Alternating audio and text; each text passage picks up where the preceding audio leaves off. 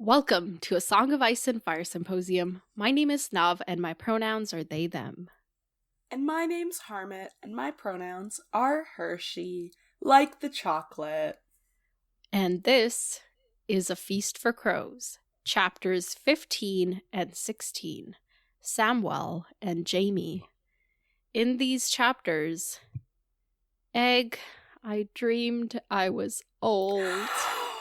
I can cry every time I hear this. I cried for 3 minutes because of that one line.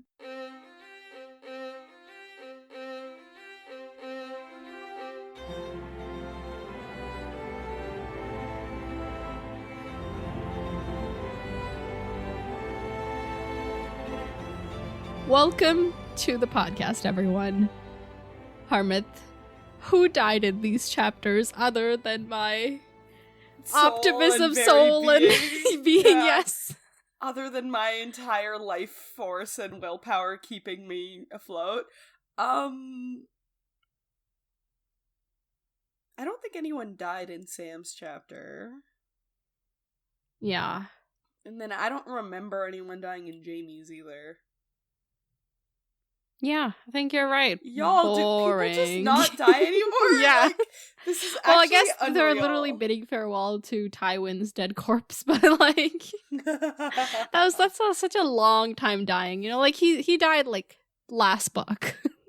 Yeah, like it doesn't qualify. No. We can't just use that every chapter. No, I was like, just trying to like find the presence of death in that Yeah, chapters, yeah. you know? Oh yeah, for sure.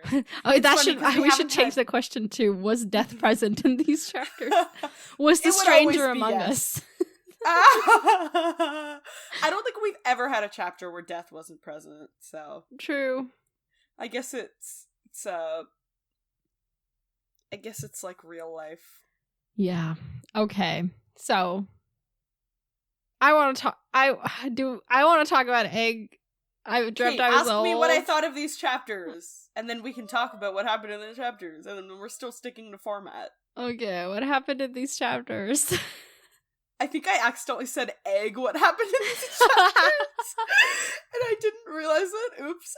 Okay, yes, I'm egg and you're dunk, by this logic. Okay.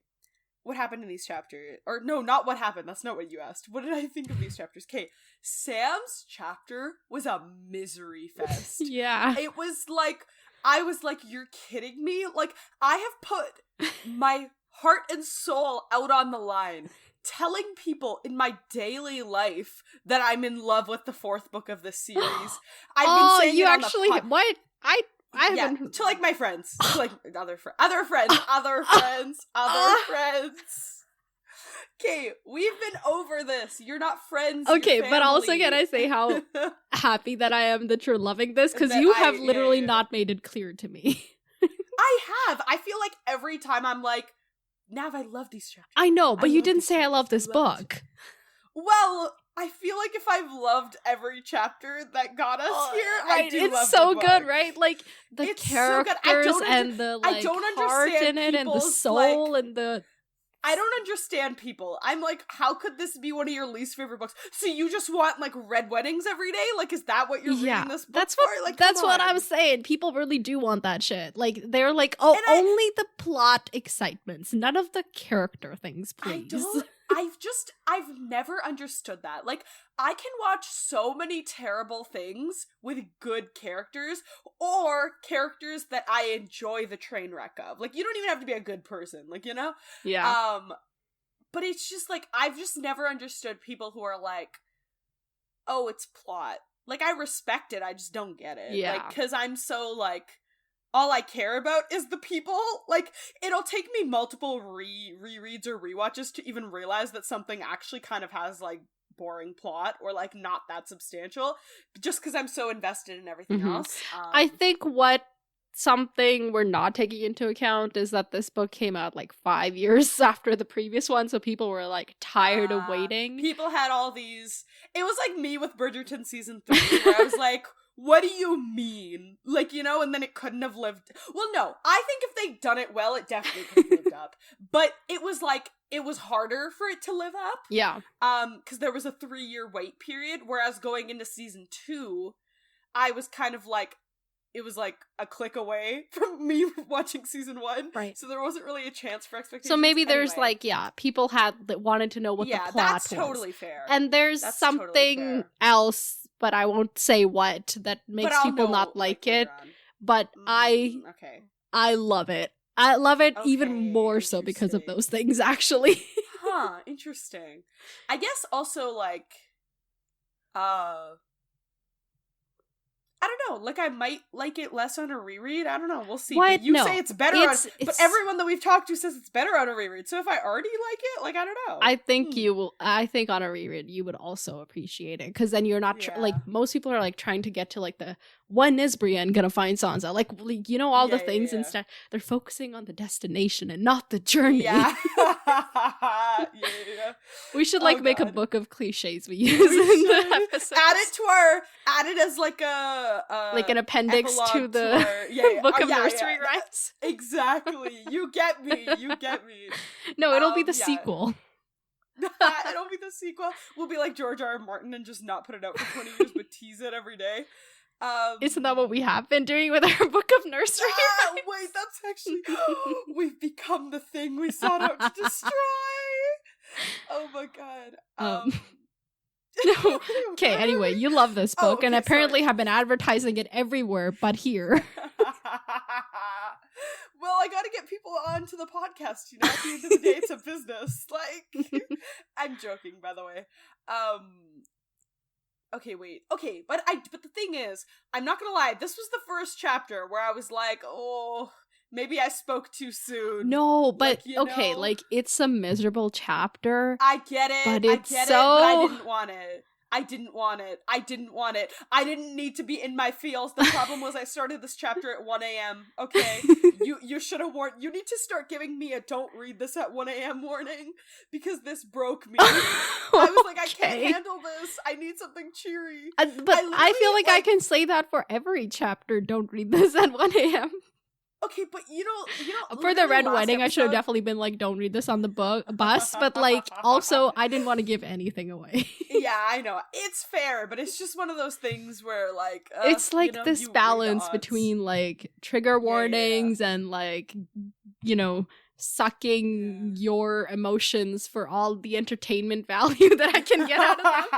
Well, yeah, I have a 3-minute recording to send you, so I'll send it to you. Oh, I look forward to it. It was just because the thing was, the rest of the chapter. Okay, wait. Getting back on topic. So Sam's chapter specifically, most of it was miserable, and I hated it. I understood the point, but I wasn't there for it. I was like, no, get out. It wasn't emotional for me. It was just like frustrating and like it was just frustrating. I was trying to think of a different word, but I couldn't. It was just very frustrating. But then I got to Egg. I dreamed that I was old. Yeah. And it was like, I literally had to stop and just be like, because it was like a different, I feel like this is the single most heartbreaking moment to me in the entire series. Like, beyond Red Wedding, beyond everything, because I guess, like, Not My Hair, Ned Loves My Hair is, like, kind of similar, but there's something about, because there's so much talk about, like, oh, that guy, didn't he live 100 years ago? Oh, yeah, we all lived 100, like, watching, like, all your loved ones die and, like, the world pass you by, and now you're, like, your body is failing you, and just, like, getting old while having all your mental capabilities. But I guess, I'm 23. I feel old all the time, but I'm not old, you know? Yeah. Not in the way that Mr. Aemon is old. Mr. Aemon? Maester. I just had a little thing, okay? Maester Aemon. But there's something about looking at getting old this way. Yeah. That just makes me sad as fuck. I don't know. Yeah. I think there's all that built in, and then I think on top of that, we just have such, like, as a society, we're so weird about age and, like, getting old. So I feel like that also plays into it, where I'm instantly, like, more sympathetic to him. Yeah. Just because of his age. Like, if this was someone else, like, slightly younger, like, it wouldn't have that same reaction on me. Yeah. You know? What I got from him was, like, this, like, immense sense of loss, you know? Yeah. Like, by getting this old, he has seen literally everyone he loved die and pass away, and then their kids die and pass away, and just, like, it's been going on for ever and ever. Yeah. He's like over 100 years old, like. Yeah. And on top of that, he's had to, like, fucking deal with like, try and keep the realm safe. Yeah. Up until this point, it's like, only now can he even allow himself, like, to fail in this way. Like, do you know what I mean? Like, because up until this point, it was like, sure, I'm getting old, sure, I'm blind, but, like, there ain't no one here. You know? Like, I gotta, and it's like, I don't know, I kind of see it as, like, I know we had, like, the major Gilly, like, reveal at the end of the chapter, but for most of the chapter, in my head, it was like, her grief and her loss that was coming in. It was, like, that's what I was interpreting it as. So, but I still think that's still a major portion of it, too. So I think it's almost, where was I going with that? Like, it's almost, grief, loss, blame. Oh, like, same thing with Gilly, where it's like, up until this point, it's had to be, like, survival mode, and, like, we gotta get out of the way of the others, we gotta get out of the way of the whites, and, like, you know, do all these things. But, like, now it's just like, I'm on this ship for days on end, and I can relax, but I can't. You know? I can't. All the grief Instead, is, it's like, just catching all the up. grief has to. Yeah, exactly. And it's like, and it's just like, it was just like, it was a miserable chapter, and I got it, but I just couldn't. I know. I was like, I need something happy right now, because, like, currently, like, the last couple of weeks, I've been at a point where I'm, like, trying to, like, keep my spirits high, but I'm kind of, like, emotionally, like, falling into a thing that I don't like. So I was like, I can't read this right now. I can't read a depressing chapter right now. So I think I think this is one of the ones where I'd appreciate it more on a reread, where, like, all of those emotions have already simmered, like. Right. I think people have gotten the ending they were gonna get, you know? I think it also, the reason I didn't like it is it felt like a call-out. Because How so? Because, like, I'm always like, oh, like, I'm so much for happy endings and so much for, like, optimism and stuff. Yeah. So it really, and in these books, I've made the joke several times where I'm like, he's just not going to give anyone a happy ending, is he? He's just not going to give anyone a happy ending. And then it really felt like he was speaking to me, not a call out, but more like speaking to me and saying, like, fuck you and your dreams. Like, it really felt like that. So, miserable chapter. I got it, but I didn't. And then, Jaime's chapter was okay, wait, let me recall what happened. Oh yeah, Jaime's chapter, honestly, once again, he was, like, girl bossing. I was down, like, go off, Jaime. Like, he was being a mentor, he was trying to, like, build bridges, like, he was being a diplomat. Like, okay, Jaime, go off. The Jaime simping was, like, hardcore in this chapter. Okay. I will just preface. Yeah, I gotta say, I'm not in pain this week, so like, my neck is no longer sitting at a weird angle or anything. So I had an overall happier outlook on everything. And even when there was that Sir Hyle, like, mention, oh, I can't believe you missed that, but Sir Hyle was mentioned, and I was, like, not as annoyed. Sir Hyle, who's that again? The literal guy you were like, he's my live or die. Like, well, I wasn't like, he's my live or die, I just shipped them. He's not my live or die, he's Brienne's. Wait, there was a Hyle mention? Yeah. Oh, am I love for a week, a day? Wait, where was the mention? You have to tell me now, because otherwise I'm going to think about it for the next hour. It's like when Sam's like, my dad threw me in a pond to make me learn how to swim, and Sir Hal had to pull me out. Oh, okay, then I did. Yeah. Okay, but I didn't register it as like, oh my god, my guy Hal. Like, it was just like, oh, this was the dude. Of course. But okay, so, but overall, I don't know. Like, Jaime's chapter was a lot of, it wasn't very action heavy. Like, there wasn't a lot going on, but there was stuff going on, you know? Yeah. But anyway, yeah, it was nice. Yeah. These chapters were shorter. I did like that. Just gave me time to enjoy them a little bit more. I wasn't rushing through them or anything. That's true. It was nice that they were shorter, but I think it just made me dwell a bit more. I was like, oh my god, egg, Doug, Sir Duncan. Yeah. Okay, so ready to summarize? Right. After we've basically summarized the whole plot. Well, it should be easy now. We could literally, it won't be, but we could literally end it here. Like, okay, wait, who was first? Sam. Wait. Oh, Sam. Thank you. This 3, is going well. 2, 1, go. Boat, miserable, storms, passing island, Gilly, sad, cry, Dalla baby, her baby, switch. What is this word association? Shut up. Amen, cold, egg, I've dreamt that I was old, singer, talking to singer, Sam, recalling, dad, bad, oh, he finds out about the switch, he gets mad, okay, chapter switch. Wait, who was the second one? Oh, Jaime. Jaime talks to Kevin, and Jaime's like, hey, you and Cersei need to reconcile. Kevin is a snippy little bitch, and basically is just like, he sasses him to death, and then he's like, okay, bye. And then he talks to Lancel, and he's like, nah, I refuse to believe that she fucked Lancel. And then he goes and talks to the she in question, who is Cersei, and Cersei's hanging out with the Lady Merryweather, and she's like, I don't trust her, but she does. And then she's like, here's who I might name hand, here's who I might do this, and he's like, bro, we're that's about to it. die. Well, I guess word association may be the name of the game for you, since you got through it in well, 30 because seconds. I don't have time to, like, as soon as I start composing sentences, I get lost in my sentences.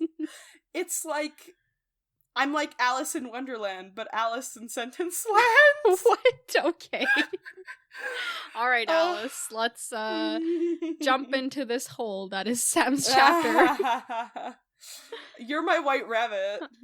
So, they're on the ship to Bravos. The way they're gonna take this journey is they're gonna take a ship to Bravos and then to Old Town. And they're currently on the one. They basically just left Eastwatch, and it's Sam is not a fan of them seas, and Gilly also doesn't seem to be. She is very miserable this entire chapter, and of course at the end we learn it's because her baby's been taken away. But in the meantime, what did you think was going on? Well, okay. Just like the exhausted grief of life getting to her, or exhausted grief of life, and specifically her life. 'Cause, like, your father is also your kid's son and your husband, and like, she was the one who was like, how is your father your kid's son? Or, sorry, kid's dad, kid's father, oops. And, like, we know that she'd been, like, actively, like, she seeked help from, like, Sam and, like, all that. Like, we knew that she'd been trying to get away for a while. Mm-hmm. And she'd figured out what was going on with, like, her kid being sacrificed, like, her kid up for sacrifice. I was going to say sacrificial, and then I was like, I don't think that's a word. To be sacrificed. And then, like, trying to escape the others, trying to, like, navigate the Night's Watch, trying to navigate, like... So it's just, like, the same thing as, like, when you have a really busy month and then, or, like, semester or something, and then as soon as you're on vacation, your body's like... Everything gets... Yeah, you're like, oh, you're sick now, and everything hurts, and this and that. Yeah, exactly. Because also, like, even Sam brings up a couple times, like, that sure, she wanted to get away and she was actively trying to get away, and it was a terrible situation, but that doesn't mean that, like, the only feelings once you leave it are gonna be happiness. Like, you know, there's such a spectrum to feel, like, after such traumatic experiences. Sam, and I just was like, she's going through it. Yeah. Like, but Sam doesn't, like, get that. Yeah, he's just like, oh, she's afraid because I'm afraid. Like, fear's kind of the only emotion he feels a lot of the time. Yeah. So he's projecting that onto her. And I think that also made me dislike this chapter a little bit, because it was just frustrating to see Sam not get it. Mm-hmm. And I get that, like, we can't all be empathetic 100% of the time. Like, I have my moments where I'm like, why can't this person just do this shit, you know? But like, it just sucked reading it from the perspective of someone that I like. And it just really was one of those things where I was like, oh my god, her entire life has been uprooted, and you're telling her that, like, it'll be fine because we're gonna go to Bravos and go see a mummers show. Like, you know, and I know that that's not what he's saying, but that's what it comes across as when you're in that situation. And, like, he has to understand that, and it's okay that he doesn't. Like, he has time to learn, but it's just frustrating to, like, when you look at it from her perspective, and it's just another one of those things of, like, George R.R. Martin not giving the women in, like, stressful situations, like, the perspective either. Like, we've seen so many of these people now where I'm just like, I want to, like, know what she's thinking and see it from her side too. So I think that just was also really frustrating, where, like, I get that, like, you can only have so many POVs, and, like, Sam's our main character, and so we needed to see him being, like, a little, like, juvenile about this. But to me, it was just one of those things where I was like I'd rather just, like, see her grief side of it. Right. But anyway, like, I do love Sam. It was just a little frustrating seeing him like, be a little, I get it, immature almost. Yeah.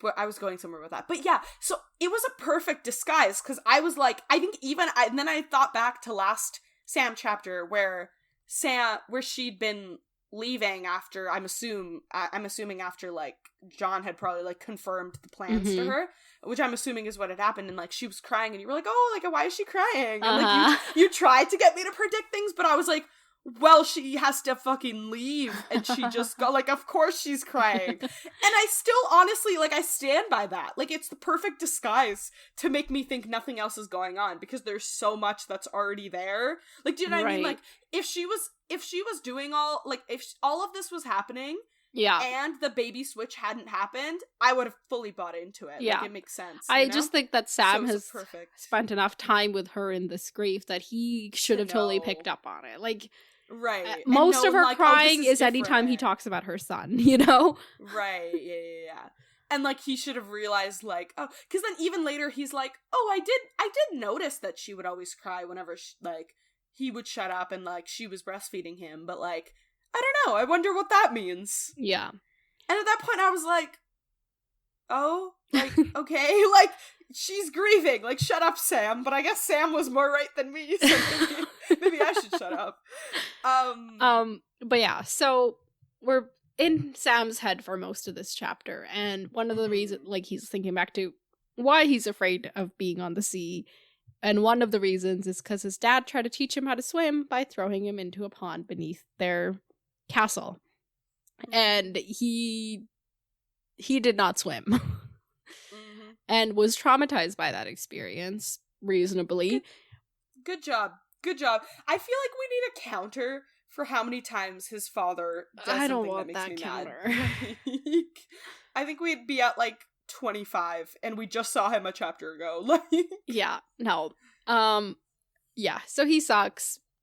Sir Hyle had to pull him out of the water, but Sir Hyle, hey! Yeah, you say that now without realizing that it was him. Such devotion you have to your problematic faves. It's not my problematic faves, okay? It's fine. I'm in love with him, and that's okay. I'm not in love with him. Your sentences make no sense. I'm in love with him is just a fun thing to say. I brought him up that you kind of like because I was like, this time, because I was in a better mood, I wasn't as annoyed with him as I was in the last chapter. Right. Lovely, slay. And it was also out of context. Also, Kate, can you tell me who his actor is, please? I just need someone to envision him as. I don't know. That's so sad. Why don't you know? Justice for Hyle? Just can you search it up? No. That's so sad. Why do you need to know the actor? Just pick some guy. Any guy. Some guy. My imagination doesn't work like that. Okay, somebody give Harmit the guy to look at. I'm dead. Okay, moving on. Continue. Okay, so they're on this journey with Darren, who is the singer / recruiter that John has, enlisted for this journey. And he thinks he's real cool. And whatever. He's annoying. He does a lot of annoying things through this chapter. Yeah. He starts off by fat-shaming Sam. And then he moves on to when Sam was describing him, he's like, he looked more like some dark prince than a black brother. And with all our recent discoveries, I'm like, is he some prince, man? Like, is he someone's, like, I think he just means he holds himself in, like, such a manner. Okay, I don't, no, because there have been other things where I was like, this is the logical conclusion. Well, who can this prince be? I don't know, let's think of it, but then I was like, he's fair-haired and hazel-eyed, and it didn't, like, spark anything. Yeah. Like, if he'd been, like, black-haired, I'd be like, Robert Bastard, obviously. Right. And if he had purple eyes, you'd be like, Targaryen. Exactly. And if he had, like, blonde, I'd be like, somehow a Lannister. He's a Tywin person or something. Fair hair means blonde, doesn't it? Oh. Wait. What does fair hair mean to you? I don't know. Now that you say that, wait, that makes sense. I guess, right, like, what other color would be fair-haired? Wait, you have a point?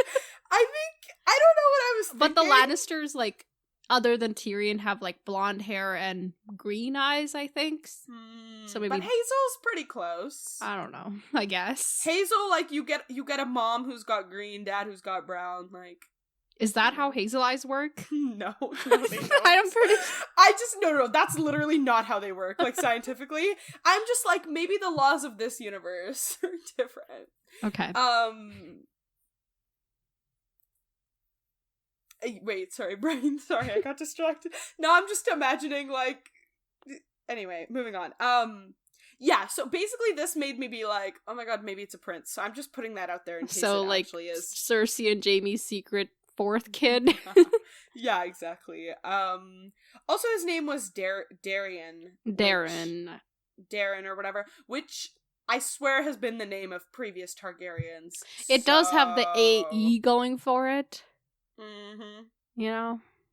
Oh, yes, no, it doesn't. No. There. It is, maybe it is Darion. Dareon. No, Darion. It does not have the AE.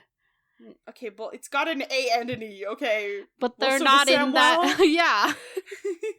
I know. I just want to make it happen. Okay. All right. So, what's your guess? Secret Targaryen or Secret Lannister?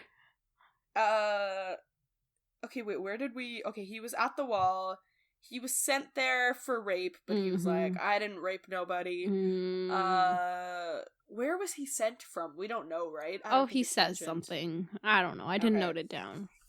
He had always claimed to be innocent. His task would be to travel. No, before that. I don't think they do.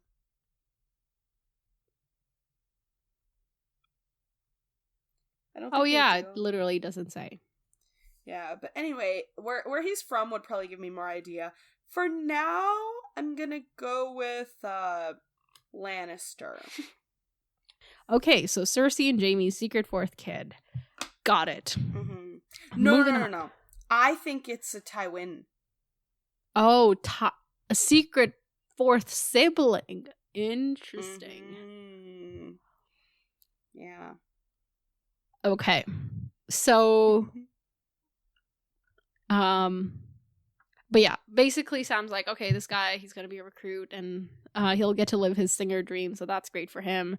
And Gilly and the baby will be warm and safe. And same with Maester Aemon. So even if I hate it, I'm doing it for them, which I kind of got because you know that thing where like it's easier to stand up for your friends than it is to stand up for yourself. Yeah. If I think I'm doing something for someone else, I'm much more likely to do it. Oh yeah, definitely. So I completely... Sam's also, like, the epitome of that. Like, he's like, let me make John Lord Commander, and he does all this shit. And then he's like, let me save this person, and, like, he does all this shit. And then, like... And then he's like, oh my god, I can't do that. That's so hard. You know, like, for himself. Yeah. But relatable. So then we hear about, like, you know, we're gonna go to Bravos, then we'll find a ship to Old Town. Like, they don't have voyage, like, completely secured. They're just like, there will be a ship. It's fine. Which I get. Like, they can't, like, check train schedules and, like, book ahead of time. But it just, I guess, as somebody who... I like to plan my travels. I think we've talked about this. I don't like to plan the activities, but I like to plan at least, like, how I'm getting there and where I'm staying, those kinds of things. And to have it so, like, open-ended is nerve-wracking for me. Yeah, for sure, yeah. Like, imagine, I think about this all the time, like, imagine, like, being on transit, like, back in the day and being like, well, the bus just comes when it comes, or, like, I'll just find a ship. Like, that's so... I'm so far removed from that reality that, like, it just, like, it's hard to, like, imagine it, you know? Yeah. It kind of takes the spontaneity out of life, but also adds some structure to it. There is give and take, whatever. But he's trying to sell Bravos to Gilly. He's like, oh my god, did you know that they have playwrights? Like, they write out their plays before they perform them instead of making them up on the, like, improvising on the spot. Stop, that's so funny. Also, they've got all these kinds of clams and eels and oysters, and we can go on a date. We'll go see a mummer show and have some oysters. And she's just like, ugh. I laugh, but, like... If you want, my lord, what do you want? Nothing. Yeah. I was like, don't play with me right now. I can't. I was like, absolutely not. Like, but also, like, once again, like, it makes so much sense. Like, and like, even a few times throughout the chapter, he makes comments about the fact that, like, he'll tell her to do something and she'll just do it. Mm-hmm. And once again, like, it makes sense. That's all she's done her whole life. Like, she's never had, like, first it was Craster, then at the Night's Watch, it was like, hey, like, obviously, like, whatever John says or, like, other people say. And, like, just continuing on, like, you know? Like, like, Sam's not gonna, like, say something, like, if she doesn't help him carry Aemon, but, like, she has no control over her own life to a point where she has to give up her kid because somebody else says so. Yeah, exactly. And that's, like, the fate she escaped. Like, that was the whole point of leaving Craster's Keep, was so that, like, her kid wouldn't be taken away from her against her will. Yeah. And then it happened anyway. Yeah. So, yikes. Yeah. Yeah, it's like the one thing she wanted she couldn't even get, so it's like... Yeah. I spent, like, a year more than that, actually, I guess, like, trying to fight for this thing, and it's like, well, it didn't... And it was the only thing that I, like, actively was working towards anyway. But, like... Yeah, I just really felt this. I was like, I can imagine how, like, all the ambition... Or not even ambition, but, like, all the life would be, like, sucked out of you, like, in this situation, you know? Yeah. So, anyway, they're on this ship for weeks. Like, we hear that the first 10 days are calm enough, but then as they're getting on with the journey, the fall storms are getting to them. Mm-hmm. And we hear Maester Aemon, like, he likes to hang out on the deck. Well, you know, it's been clear so far, so he's been hanging out on the deck. And somebody's like, why? Darren's like, what does it matter to you? You can't see anything here. As you can only see as much as you, like, it doesn't, like, what's the point of sitting on deck? You can't see anything anyway. And then Aemon is like, well, I wasn't always blind, y'all know. And we get his story, I think, in the most detail we've ever gotten of coming to the wall. So he was 35 years old, and he'd already been a maester for 16 years, so he became a maester at 19. We know that because, like, Egg and Dunk visit him when he's, like, becoming a maester, I don't know, is a maester, something. Mm-hmm. And apparently Egg wanted Maester Aemon to help him rule, but Maester Aemon figured that the wall was the better place for him. I think we've talked about this a little bit, but like, if he remained in King's Landing, there would always be like people trying to set them up against each other, because Aemon was the older brother, so also had a claim to the throne, you know? Right. All those things. Right. So, Aww. yeah. So he sent me abroad the Golden Dragon and insisted that his friend, Sir Duncan, see me safe to the Eastwatch. And apparently he also emptied the dungeon, so there would be other people joining the watch with him. And one of these people from the dungeons was apparently Brynden Rivers' Bloodraven? Uh-huh. So Bloodraven goes from ruling the realm to being in the dungeons of the realm? Yeah, so I guess, like, as soon as Egg, or I guess it could have been before Egg got into power, but, like, either Egg or, one of the people who came before him was like, I'm done with your shit. Mm-hmm. Which, yeah. I mean, he's like, because also, like, wasn't it, like, because Bloodraven was also a bastard, right? So it was the whole thing of, like, you'd assume that his loyalties would be with that brother, but instead he was like, this is more advantageous for me to go with. Yeah, but that brother was a Bracken, and this Bloodraven's a Blackwood. So... Right, okay. I don't think his loyalties were questioned so much as the fact that he had nefarious means by which he achieved his goals. Like, people think him to be a dark sorcerer and all of those things, you know? Oh, yeah, for sure. I'm not saying, like, oh, his problem was that he died. Yeah, I'm it's just, possible that, but I don't think that there was ever, like, oh, he's actually on the side of the Blackfires. I don't think that was a thing. Really? Okay. Yeah. Okay. I guess I think I've forgotten the specific details, but that makes sense. Because all I remembered from it was, like, now I think I just remember being like, oh, but they were both bastards. Or, like, I guess... They were but then there was both also bastards of the same king, but they were also bastards from a Blackwood and a Bracken, that animosity runs deep. Yeah, that makes sense. I think I just forgot about that part, so I was like, interesting. I think he was one of the ones... He killed somebody important, like, in the Blackfire Rebellion, so I don't remember. Somebody important. No, that makes sense. They'll make a show about it in a few years. Don't worry about it. True. Literally, they're doing, like, House of the Dragon now. They're also planning for Duncan Egg. Oh my god. And, yeah. So... Wow, we got a lot of content to cover. They should have just started at, like, the dawn of time and, like, kept going with one show that's like 100 seasons. That's so funny. Please. Oh my god. Yeah. But yeah. Damn, like, I know he wasn't, like, I don't know, he probably wasn't that great of a person, but I just kind of felt bad because I was like, man, he tried for your family and now y'all imprisoned him. Right. It was probably rightfully so, like, he probably did something, but, like, I don't know what he did, so... Right. He was sent to the wall, but apparently he was chosen as Lord Commander eventually, so... Okay. You know, he rose back to power. Don't know what happened after that, if there was, like, a mutiny to have down with him or something. Yeah. Maester Aemon doesn't tell us here. But I keep saying Darren. It might be Darion. Maybe, I think Darion sounds a little bit more plausible and easy on my ears. So Darion's like, Bloodraven. That guy lived like 100 years ago. We all did. So just once I was as young as you.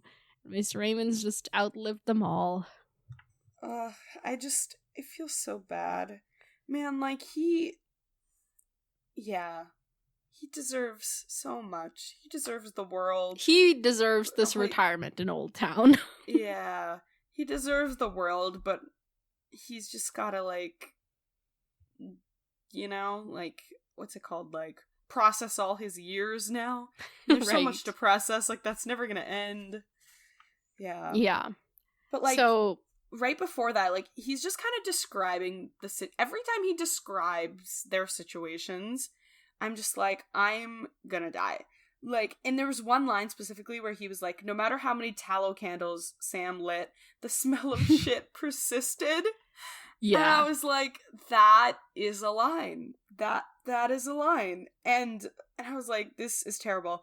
But George R. R. Martin's really good at, like interweaving the misery a little bit, because then immediately he talks about, like, how it's better when they're all, like, singing along, and I was like, oh wait, so it's not, like, 100% terrible, because my optimist ass, like, just latches on to those moments where I'm like, see, the world isn't the worst, it's fine.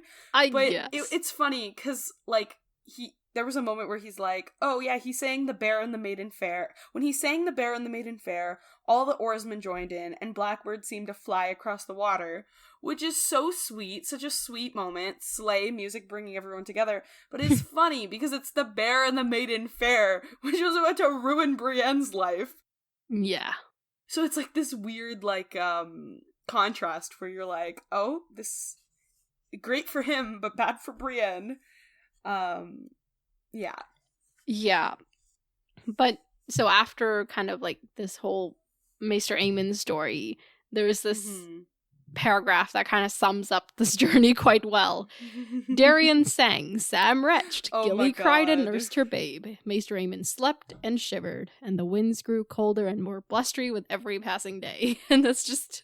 that was terrible. That was absolutely terrible. And he's also describing, like, the captain, old Tattersalt, and, like, the oarsman routine. He's talking about, like, oh yeah, they eat this in the morning, they eat this at night, and, like, everything that he describes just sounds absolutely miserable. Like, I'm like, I would pay to not be there. Like, you know? Like, come on. Yeah. George R. R. Martin really knows how to sell the misery. Yes, he does. Because often it's in Sam's chapter. Like that one chapter when they're trudging through the snow after being attacked on the Fist of the First Men. Also so miserable. Yeah, for sure. And he says, like, even so, it was a better voyage than the last one Sam had taken. And I was like, what do you mean? What do you mean it was better? Yeah. Because he also, at multiple points, talks about, like, oh, I misjudged the wind and threw up in my own face. And, like, I'm like, what do you mean? What do you mean this could be worse? Well, we get the story of how when he was 10 years old, he went to the Arbor with his dad to Lord Redwine's place, and when they got there, all the people bullied him really badly, and it wasn't until that he returned back home that his mom told him, you weren't actually supposed to come back, you were supposed to stay there and be Redwine's, like, page and cupbearer, and if you had pleased him, you would have been betrothed to his daughter. Instead, they sent you home. Which... Yeah. Which, I also have a theory that, like, yeah, we know that Sam isn't necessarily cut out for all, like, the swordsmanship and, like, the, you know, whatever, that someone born in, like, such a high house would be. However, I also think, like, because it says, like, Lord Redwine's twin sons had this despised Sam on first sight, and it was one of the sons who would have been part of the trade, like, to like go stay with Randall when Sam stayed with their dad. So I think they just, like, didn't want it to happen and were like, sabotage. Oh, interesting idea. Didn't think about that. Yeah. Like, I understand that, like Sam doesn't fit into their, like, whole, like, toxic masculinity vibe. And I get that, like, they could have already disliked him because of that too. And, like, and then, like, saw him as, like, easy prey when he was, like, bad at all the fighting and stuff. But I also just think, like, they just had it out for him. Like, especially, like, you know, they're twins, and, like, it makes sense that they wouldn't want to be separated too. Yeah, it also doesn't make that much sense to me that Sam is so bad at all these things. Because these are, like, nobody's born a good sword fighter. You learn these things. Yeah, and they're, like, 10 years old. I think it's, like, not necessarily... No, but, like, so we know his dad, like, tried to teach him, but he just never was good. But, like, I don't know. There's something about that doesn't make sense to me. I get what you're saying, but I think it also is like, once you get to a certain point of shame, which we know that he's gotten to, like, I don't think it's necessarily about, like, I understand what you're saying, like, anyone can learn it and grow and do all that. Yeah, and I just mean that his dad seems horrible enough that I feel like he would force him to learn it until he did learn it, you know? But I don't think that's but that's not always how it works. Like, sometimes the more someone forces you, the less you're gonna learn. I'm sure Sam's dad did force him for several hours and hours and, like, hours and hours, and, like, had multiple people, like, on the case, but that doesn't mean, like, it's gonna work. Like, clearly Sam was already born, like, a sensitive kid, and, like, on top of that, like, you can't, I just don't agree with, like, tough love, but I think on top of that, I don't like, think tough love doesn't work is what I'm for saying. soft I'm saying people. Like, with all those years, he didn't even pick up the basics. I think it's just, like, I think sometimes you just turn your mind off of it. You're just, like, because I think Sam very much has that attitude where he's like, just let this be over, instead of, let me just learn it so it can be over. Like, I don't think Sam had any desire to, or, like, I don't know, like, to me it just makes sense that he never did, because he has such a, like, every single chapter, there's shame, and there's, like, my dad did this, it's like, I really do think his dad's actions just drove him away from even having, like, a passing, like, fluency with, like, swordsmanship. Like, I really do think I can see that. And also, he just wasn't, like, really good at it naturally, too, so. Yeah, okay, so... Anyway, after... Like, he's thinking back to that memory, and he's like, oh, my mom was the one who told me that, like, this was what was supposed to happen, and she was like, my poor Sam, and he's like, it would be good to see her again. If she saw me in my blacks, it might even make her proud. And I was like, that's... but, like, also, she let you be treated terribly, but, like, also, I'm glad you like your mom, like, you know, someone in your house, like, you like, you know? But, like, also, like... I feel like they could have told him that this was the deal. Like, I don't know if it would have helped, but they could have told him, like, hey, try to create a good impression. Yeah, I don't know. That might have just made him even more nervous and then mess up because he was trying too hard. Yeah, but I just feel like... But no, yeah, like, literally, I had the same thought. Like, oh, you let him go without, like, saying a proper goodbye, knowing, like, you knew that he wasn't coming back. Exactly. You were just like, be gone, child. Like, what do you mean? Like...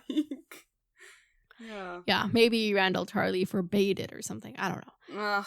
And there was this nice moment where, like, he's thinking back to, like, his family and everything, and he's, you know how he always refuses to be called Sam the Slayer, because he's like, I'm just Sam the Loser, I'm not Sam the Slayer, but he's like, oh, I could tell her that they called me Sam the Slayer sometimes, and I'm like, oh, and he's like, yeah, I could prove to my brother and sisters that I was, quote, unquote, good for something after all.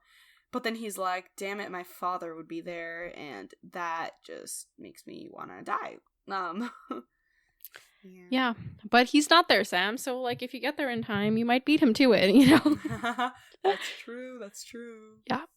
So, now they're on this journey, and they're approaching this island of Skagos. This, like, mythical place, it seems, with unicorns and cannibals. Like, I don't know. When I picture unicorns, I don't necessarily picture cannibals next to them, you know? Exactly. I don't picture, people riding unicorns to war. So that was an interesting juxtaposition. Yeah, but I am intrigued. I want to know more about Skagos. Yeah, they're like, oh, they'd risen in a rebellion 100 years ago. I'm like, ask Eamon about them. I want to know. Like, oh yeah, Eamon was probably around. Yeah, exactly. And he's like, oh yeah, like, their revolt had claimed the life of the Lord of Winterfell. At which point I was like, okay, I have beef with you now.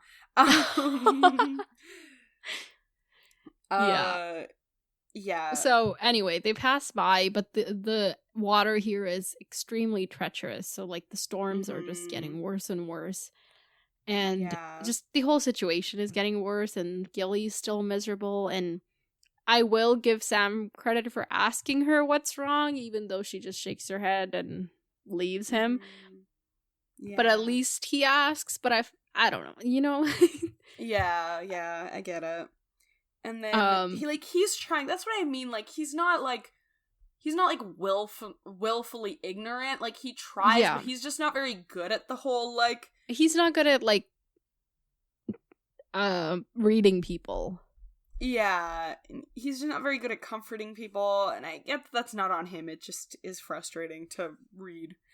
Yeah. So then afterwards, this is when like it's out in the rain, and Maester Aemon is sitting there, and he's like, let me just sit here. The rain feels good against my face. It feels like tears. Let me stay a while longer. It's been a long time since I last wept. And so Maester Aemon stays in this like rain for like an hour, and Sam stays with him because he's like, I can't leave him. Like if he's here, I'm here too.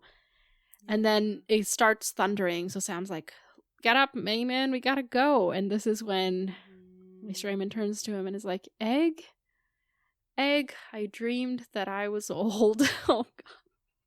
Oh my god. At this point, I was convinced he was gonna die. Like, I was convinced this was like, how the chapter ended. Right now? Yeah. Yeah. When I read that, I was like, oh, this is them. This is the setup. And like, but you now think he's gonna make it?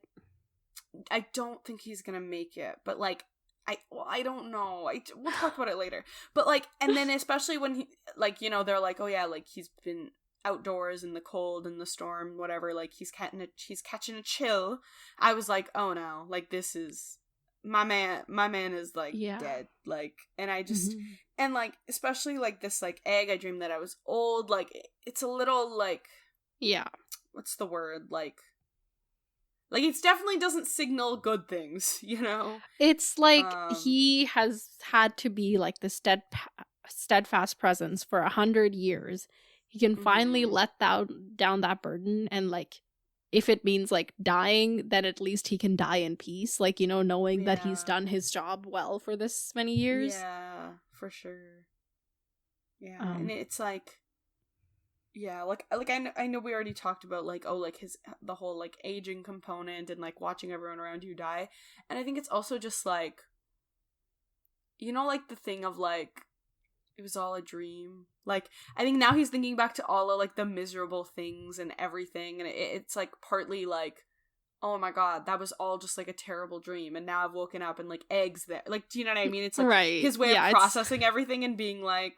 Because for a moment, he just thinks it was a terrible dream, but then he has to come to the realization that it wasn't. Yeah, exactly, and it's just, like, man, but I also think it's sweet that, like, he thinks of Sam as, like...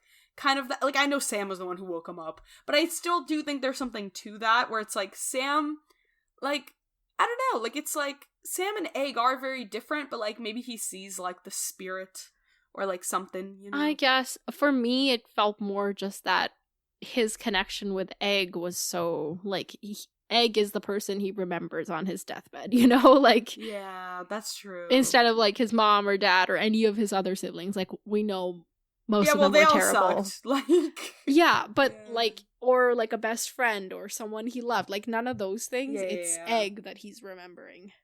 Yeah. Oh man, that's so sweet and sad.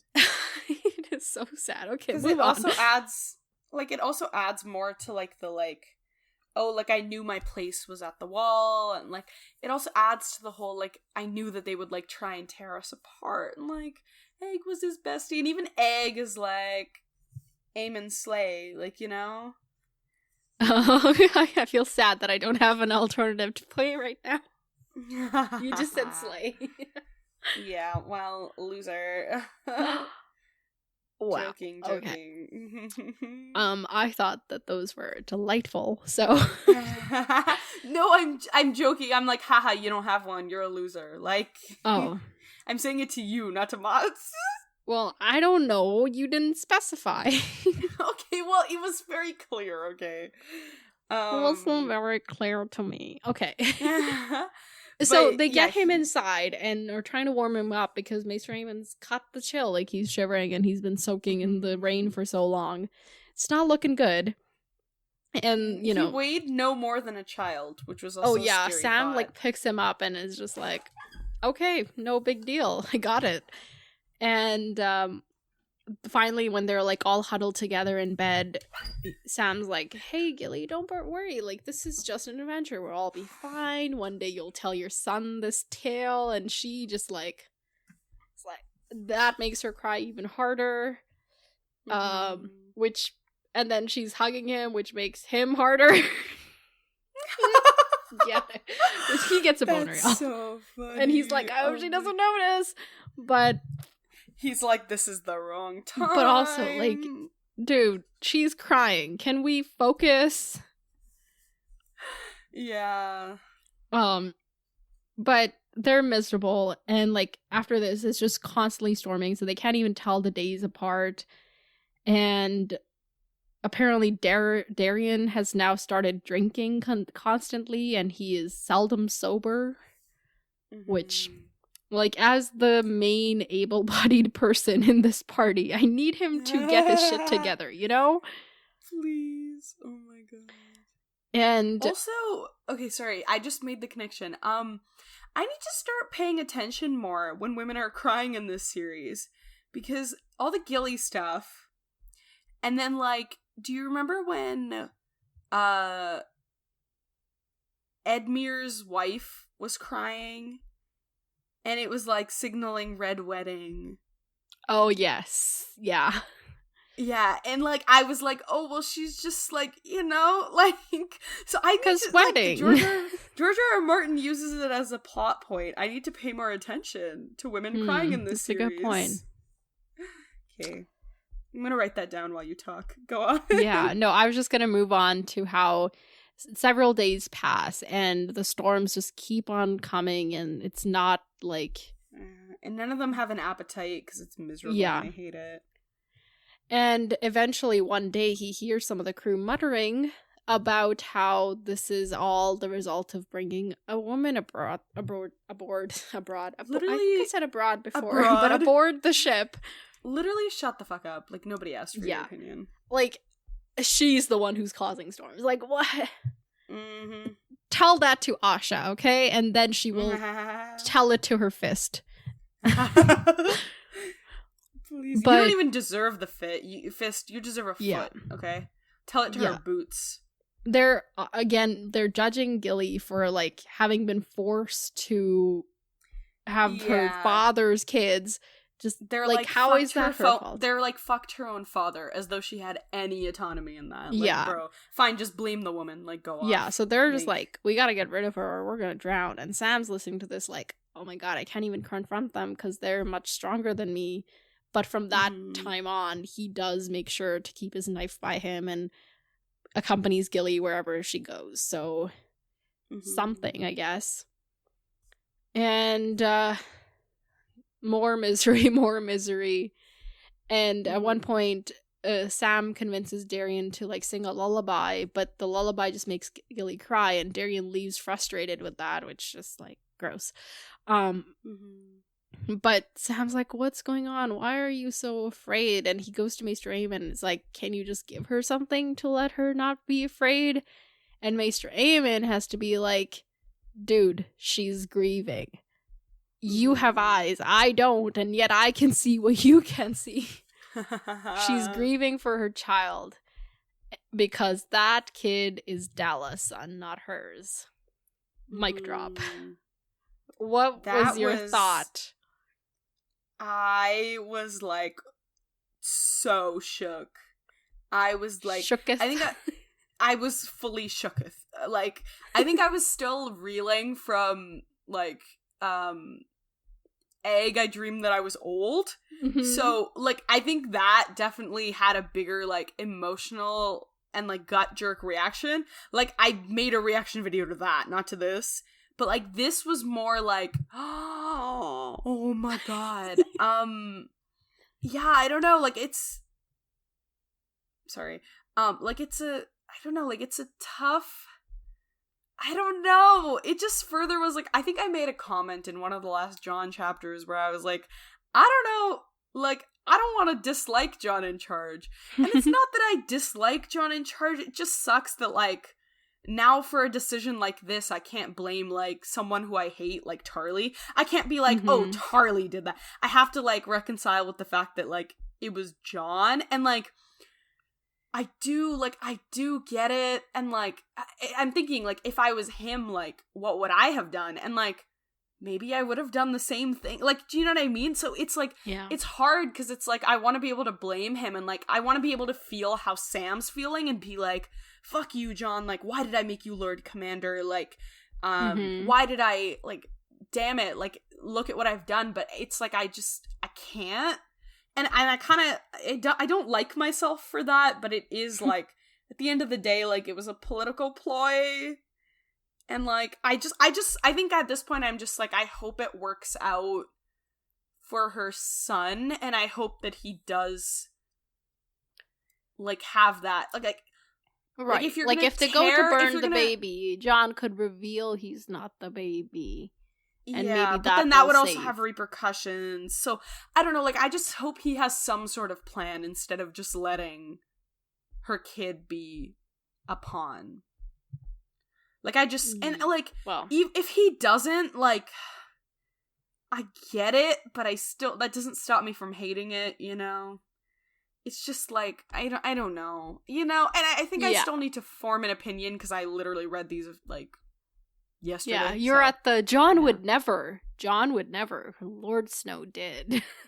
Yeah, I think, like, like, I get it, but I don't like it, is I think where I'm at, because it's like, but I also understand Sam's point, where he's like, okay, fine, like, just sacrifice the guy who was, like, born out of this great crime, and, like, you know what I mean? Like, I understand Sam's frustrations with that, where he's like, why are we putting a value on this life versus that life?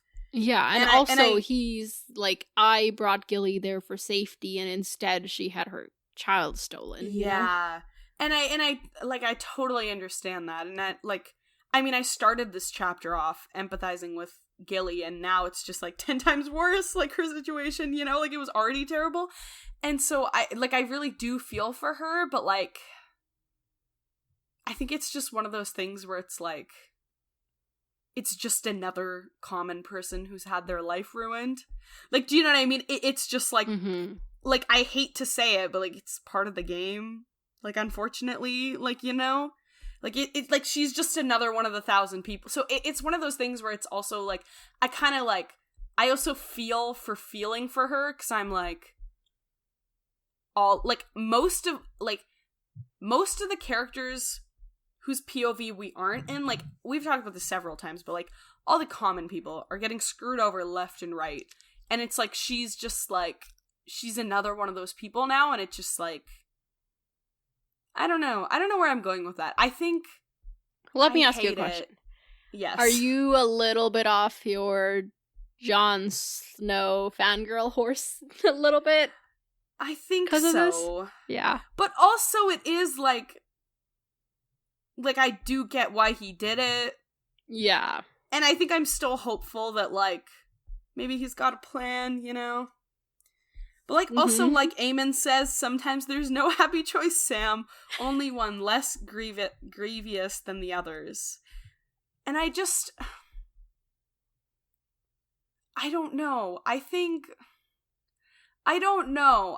like, obviously, I'm not, like, Slay John, this was the greatest decision in the world, but, like, also, like, I do get it, but, like, there could have also been, like, alternatives. Like, we could have, I don't know, maybe, like, hide this baby under a blanket and then bring the other one too. Like, do you know what I mean? It just feels like there was other things we could have done, but then I guess we wouldn't have had a replacement. But, like, we could have found... No, wait, that's a bad idea. I was like, we could have found another baby who looked like him, but then I was like, wait, then we're sacrificing that baby, and it's the exact same problem as before. It's just different because it's not Gilly's baby, so we're not emotionally connected to that person. Like, yeah. I don't know. I think that if he saves the other baby, and the other baby, like ends up being fine, then I can, like, forgive it a little bit more. Do you know what I mean? Because it's like, he still had a plan for the baby. I guess it just depends on how it goes for that baby. I think it just really depends. I think also after we're in John's head, it depends on how he feels about it. Like, if he's like, because you know how Aemon's like, I get it, but it sucks, is basically Aemon's outlook, where he's like, it was the lesser of, like, multiple evils, and, like, it was the political choice to make. So I think Aemon kind of being a little bit on board with it also helps me, where I'm like, okay, like, I trust Aemon, like, I'd go to him for wisdom. So I do get it, but I think, like, it'll also help when we get into John's head to see how he feels about it. Like, if he understands the gravity of it, but he really just does feel that, like, it was the important decision to make, then I think that'll be different for me, versus if he just was like, political move, this is chess, moving on. Like, do you know what I mean? Like, I think that'll also depend. I mean, from what we know of John from before, it's likely because also, like, his life was also, like, he was taken away. Sure, he didn't know who his mother was. Like, that was literally his life story, too, where, like, he was taken away from his mother. We don't know whether it was political, whether it was, like, Lyanna died, like, he had to be taken away from it. Like, we don't actually know what it was. So, it's kind of, like... Yeah, and he definitely doesn't know what it was. Yeah, so I would assume that he would empathize with this guy because it's literally his life story, like John's. So I don't know. So I think I have hope for John. It sucks and I wish that it didn't have to be this way, but I do kind of understand that it did. But I don't want to. Like, I hate that I'm more politically entrenched in this world than emotionally.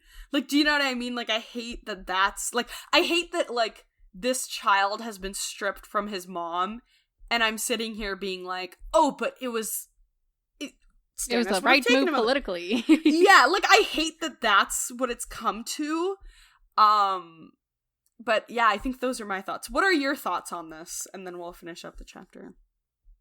I basically agree. I like John had to do it, but it still sucks balls. Yeah, and yeah, for sure. Yeah. Yeah. It actually makes me respect him a little bit because he's making the hard choices, you know? Right, yeah. Yeah. Because Because as a leader, that's like Lord basically Commander. All you gotta do. Yeah, exactly. Leadership is not all it's cut out for, man. No. Like, I think especially, like, yeah, like, I think I always, like, understood that, but I think there was always, like, there was always a part of me that really glorified it, and I, like, kind of, like, what's it called? Like, gravitated towards it, where I was like, oh, I want to be a leader, I want to do this, but I think, like, especially, like, the past year, and just, like, you know sorry, I was about to say, like, the state of the world, and then I got reminded of that TikTok that's like, can we talk about the political and economic state of the world? And then I laughed a little in my head because it's a TikTok and I was quoting it in my head. But anyway, like, I don't know. I think, where was I going with that? I think the past year has further made me be like, being a leader sucks. Like, do you know what I mean? Yeah, I think, like, the last year for me has just solidified, like now every time I'm in, like, before, whenever I'd be in a leadership position, like, there would be times where, like, some crisis would happen, and I'd just be like, okay, let's deal with the crisis. And I'd, like, emotionally detach so that I could deal with what was happening. But I think recently I've had, like, more anxiety associated with it. Like, something will happen and I'll just feel the gravity of it more. Mm-hmm. And anyway, all I'm trying to say is just, like, now I further feel the fact, like, leadership sucks. Like, like, it's so hard, and it's not about, like, wow, look at me, I'm cool. It's about who's gonna do I saw you moving and I was like, what's your hand doing? It's more about, like, what you gotta do. But yeah, I do kind of agree with that, where, like, he is making the hard choices, and, like, he will be a good leader beyond just me being like, slay John, I want him to lead and have a good position. Like, right. Yeah. So, yeah, I think those are my thoughts. So this chapter wraps up with the sky clearing a little bit, and Darian is like, oh, look, the worst might be done. And Sam has to point the storm that's coming in the distance. and be like, the worst isn't done. The worst is just beginning, and there are no happy endings, which is like a slogan for this entire series. Exactly. I was like, why did it take us 4 books to get to this? Get a chapter where, like, it was specifically outlined. Yeah. I mean, let me yeah. No, like, I get it, but it's just joking. Good chapter. I liked this chapter, as miserable as it was. It's so, like, the thing of, like, Red Wedding was miserable, but it was entertaining. This isn't even entertaining. Like, there's nothing... No, this is pulling the heartstrings. This is that. It is, but it's the chapter. You know how you have certain like movies and episodes of shows that you watch, or at least I do, that when I need to like cry, I know it's gonna make me cry. Right. So I watch the sad things. This is the chapter I read if I know I need to cry. Really. Oh my god, yeah. For sure. This is a good chapter for it, definitely. Yeah, there's just some details I want to point out, like he makes a point about how old Tattersalt, which is the captain's name, he like doesn't say anything, he rarely says things, and then at one point the storms get so bad that even he's like screaming at his crew, and I was like, damn. And just like the amount of near misses and stuff that they were describing, I was like, bro, like this is not fun, like I hate this here. Like, are they all about to die right now? And, like, we just end this chapter with death. They're basically in, like, the Bermuda Triangle of Westeros. True, yeah. And he kept talking about drowning and shit at the beginning of the chapter, my first thought was, like, are we getting a Davos arc here? Where he's like in some, like, sea, river, and then, like, someone has to come rescue him, and he has to be like, I've been given a second chance. This is my mission. Like, you know? I was like, are we just repeating the same storyline? But we didn't, I think. Also, there was a detail I noticed, because after we found out about Dalla's kid, I went back to the last chapter.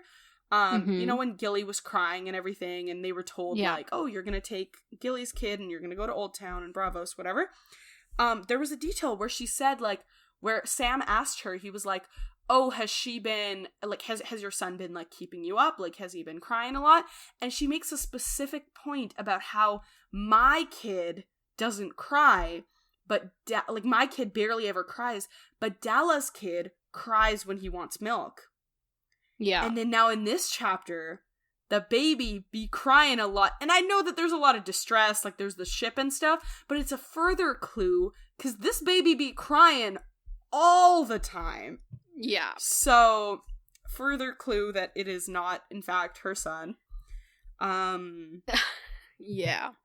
Yeah, her son might have fared better on this trip slightly because better. of his temperament. Yeah. Yeah. I don't know. And I also, don't know. That's... like, we don't know, but it just felt like a thing.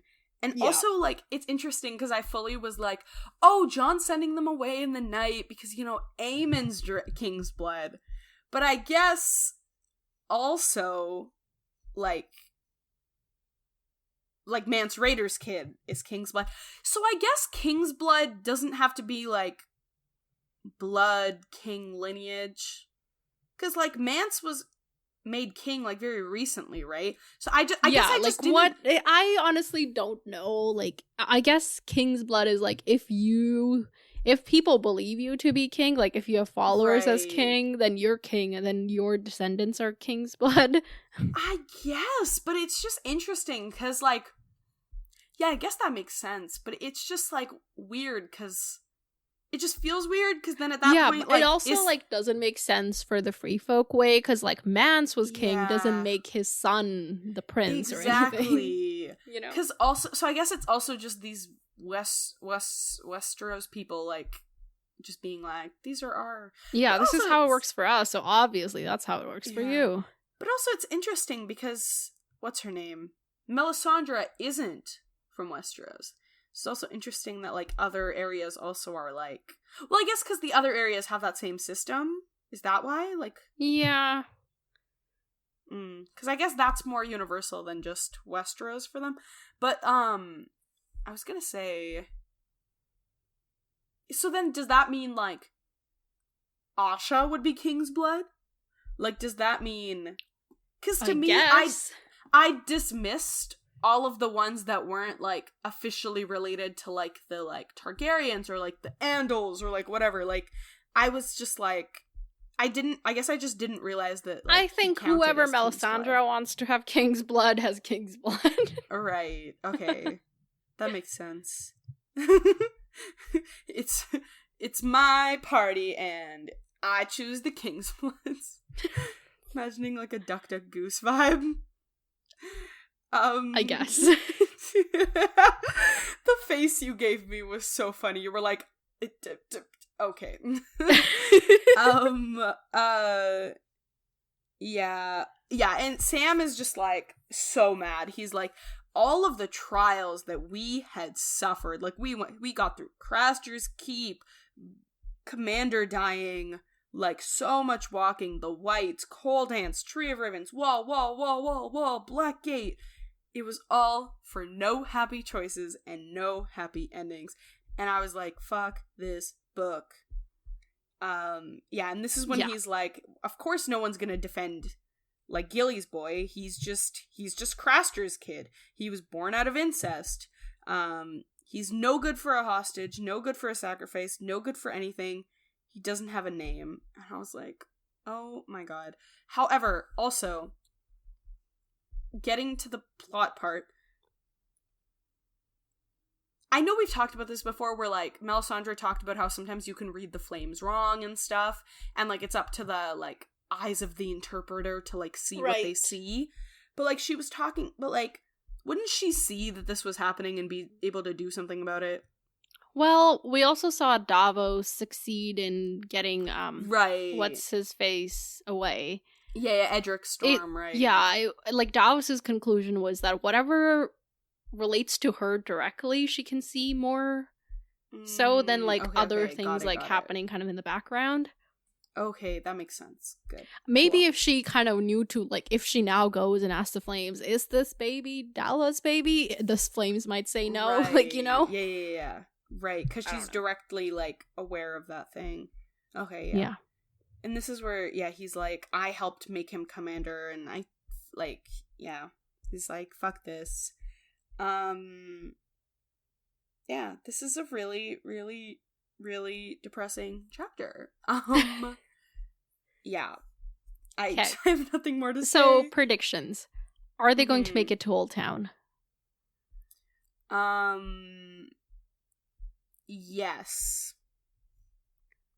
However, Aemon Targaryen is not making it. Oh, he's not going to make it to Old Town at all? Like, he's going to die on the ship or something? I think he'll get to Old Town and, like, immediately die. Okay. And Gilly and this baby, will they go on to Hornhill and, like, be accepted there? I think so, but there could also be complications if it's revealed who the baby actually is. Right. So, I don't know, but I think... Will they be able to find, like, a ship from Braavos easily? Like, you know, they still gotta arrange that stuff. I think so. Maybe not easily, but I think they'll be able to find it. It would also be... I think I have a vague feeling I said this before, but it would be interesting if Sam ran into Arya, and there's another sibling that he has to be like, oh, if they're that actually alive. Will they have a heart-to-heart? Ooh, that would be interesting. Will they realize who each other is? Well, I don't think she knows who Sam is, but she might be like, oh, do you know someone named Jon Snow? And then he'll be like, why do you ask? And they also look similar, so he might recognize that. Right, the features. Because they look the closest out of the siblings, right? Like, they have the same color hair and eyes and stuff, you know? I feel like a Stark is a Stark, okay? Okay. Well, I guess we don't know if Jon's... Okay, no, moving on. I think maybe, but also... Wasn't Bran like, don't tell anyone? Or was Bran like, just don't tell Jon? Because maybe he could tell Arya, and then Arya would know that Bran's alive. Oh, I don't remember. I think Cold Hands made him promise not to tell anyone.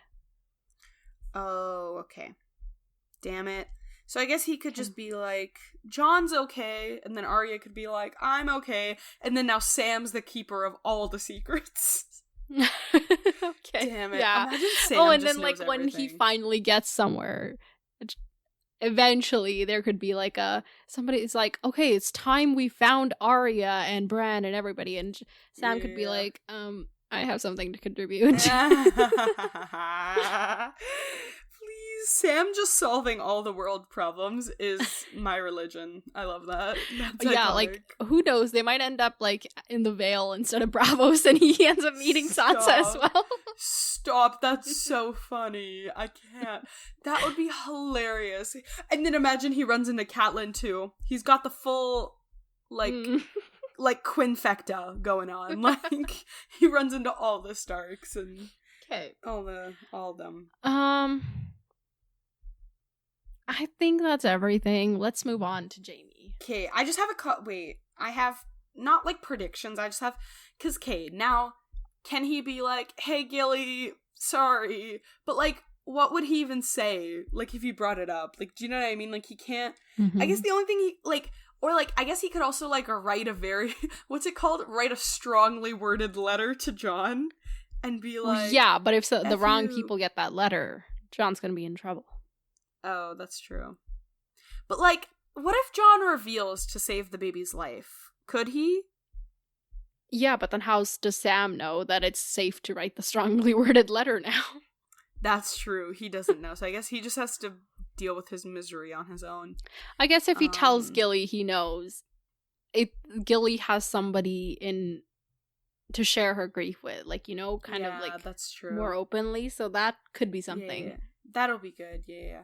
But I guess I'm just thinking, like, from Jon's side, like I don't know, like, will he really let the kid just like die like that? Or could he like? He could like hint at the kid not being the kid, and then like, Well, he could tell them and then just take the consequences. Yeah, I feel like he could, and then he could be like, we're the Watch, we're separate from you and your king shit. But then like, I feel like I think he should. And he could, right? Yeah. I don't know. I guess we'll find out. Yeah, I think he could, because, yeah. And also, I guess for me, it's like, especially from Gilly's perspective, the thing is, the like, baby was Stannis's hostage. So in that, yeah. That's true. So Stannis could be like, well, screw you. But he could be like, hell no. He could be like, I've helped you with everything else. You gotta give me this. I don't trust Melisandre. I recently, as we know, I've started to warm up to Stannis. So I'm hoping that he's like, oh yeah, I get why people wouldn't trust Melisandre around Kingsblood. Like, Okay. We really gotta move on. Okay. Unless you have crucial thoughts. No, let me get my thoughts out, okay? Because I also think, like, it's sad because it's like, even if the kid is saved, Gilly has no way of knowing if her kid is dead or alive. And that's even more distressing because you're like... Well, Jon could send news of that. In his letters, he could just be like, I'm fine, the wall's fine, the baby's fine, like, just like casually, Right. That's true. I hope he does that. Brain.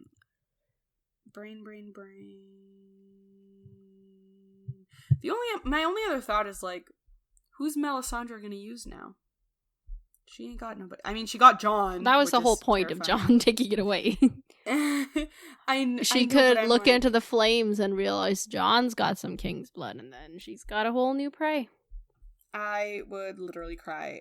She could be like, mirror, mirror on the wall, show me the nearest king's blood of them all, and then it shows Jon. Stop, that's so funny. Yeah, and I guess if Jon reveals, then he is putting Mance's kid in danger too, because then if people in the south are like, hello. So I guess maybe it is better to not say anything, but it's only better for one kid to not say anything. But I guess either way, you're putting one of the kids in grave danger, so what's the better? Yeah. I don't know. That's sad. Anyway, sad vibes. Okay. So, Jaime. He is watching Tywin's funeral procession leave the city on its way to Casterly Rock, and he's like, it doesn't, it's going through the gate of the gods because it's wider and bigger and whatever, but really he was a lion. And even even he never thought himself a god, so like this gate of the gods thing is for some reason sticking with him. So yeah, there's a bazillion people seeing him to Casterly Rock, and there's like an honor guard and lots of guards and guards. There's a lot of stuff, and Jaime's in his King's Guard armor, and he's like, I feel weird in this river of red. Yeah.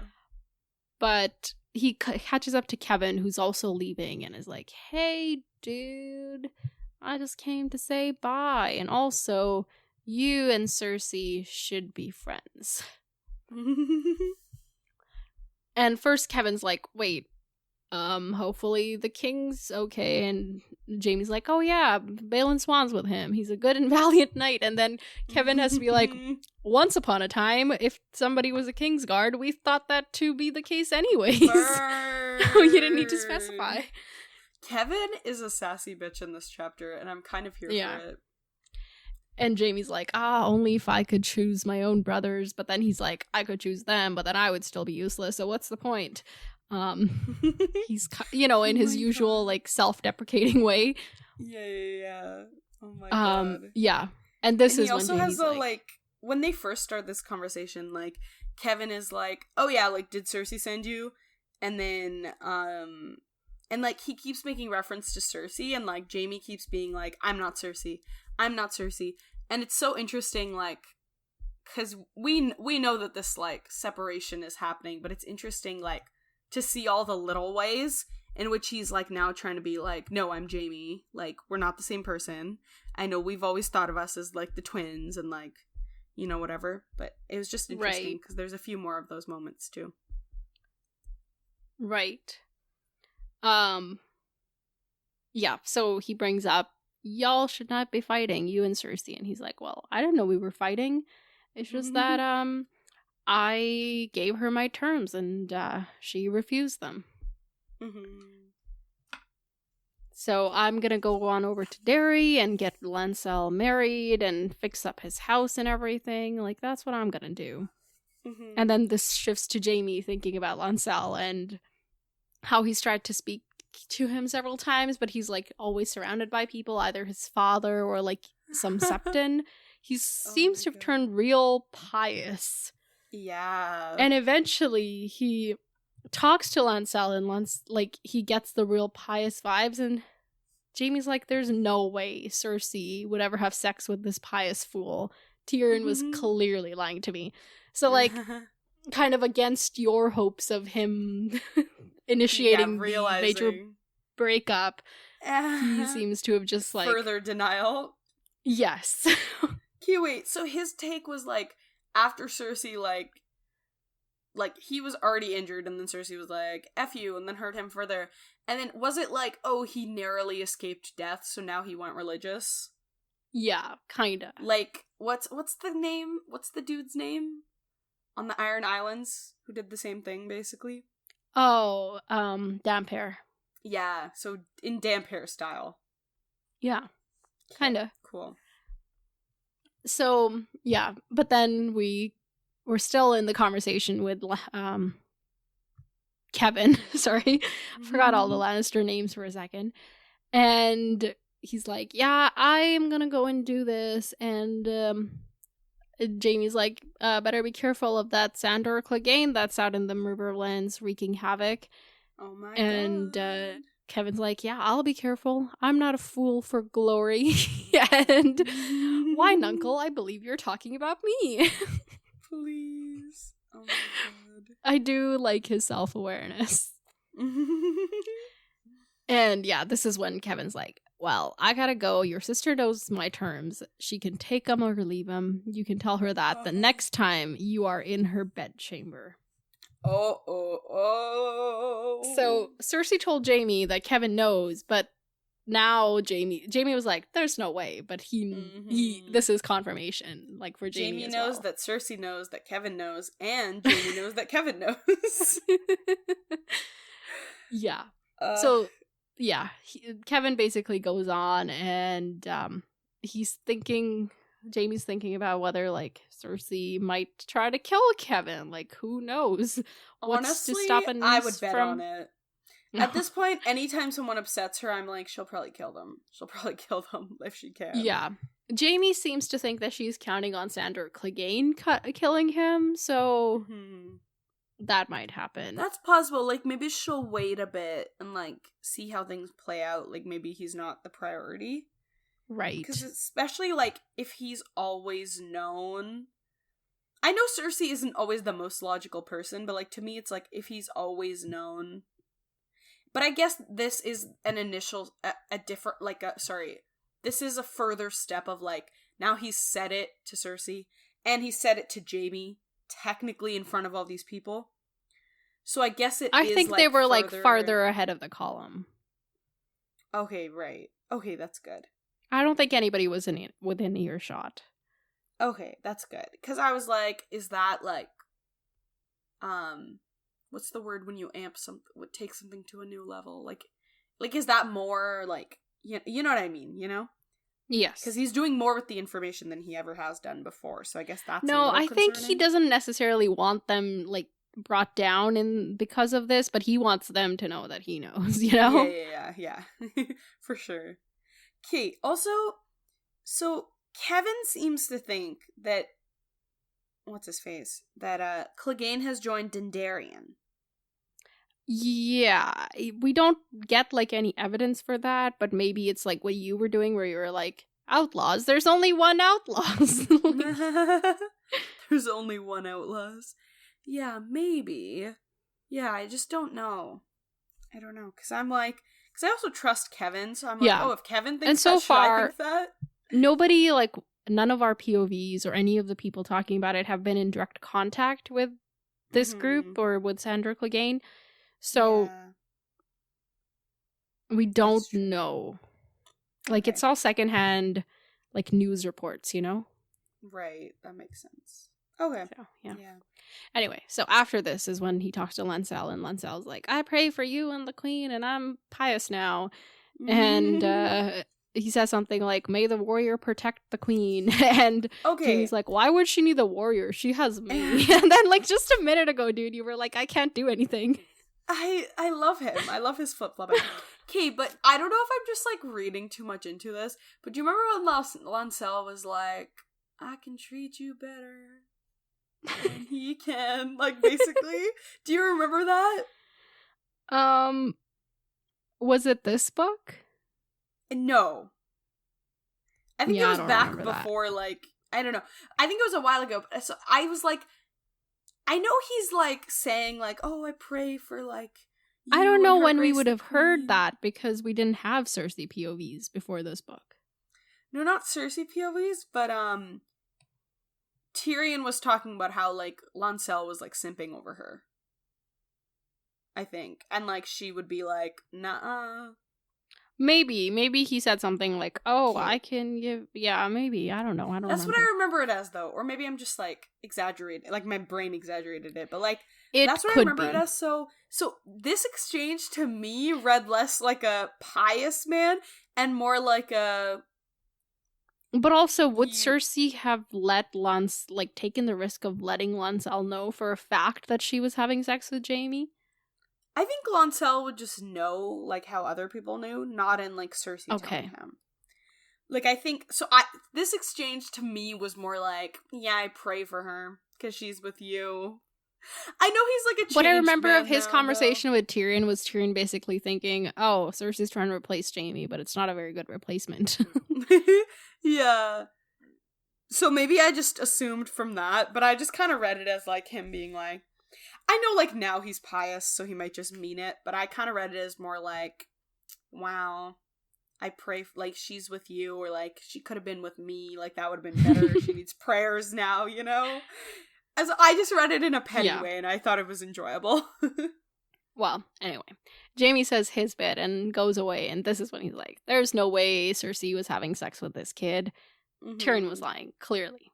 And then he rides back to the Red Keep, and he's, like, making note of, like, how empty the city looks, because So half of Highgarden has left with Sir Garland, and as well as like Sir Garland's mother, Lady Tyrell, and Olenna Tyrell. They're all gone to Highgarden. And then the other half... Olena's gone. Yeah. So the other half has gone with Mace Tyrell and Mathis Rowan to Storm's End to get that taken care of. And then Cersei's got 2,000 of Lannister soldiers, like, waiting outside the city walls to eventually make their way to Dragonstone to take that over. And then everybody else, most of the other people, like, whoever was left, have gone back to their lands to, like, you know, get a last harvest and be with their families and all of those things. So the city is real empty. Do people... You know how winters are, like, super duper duper long? Yeah. Do they just harvest enough for food and, like, drinks and stuff? I guess they just harvest as much as they can and then just hope for the best. But then what do they do if they run out during the winter? Then they starve and die. Bro, so how have these civilizations not been wiped out?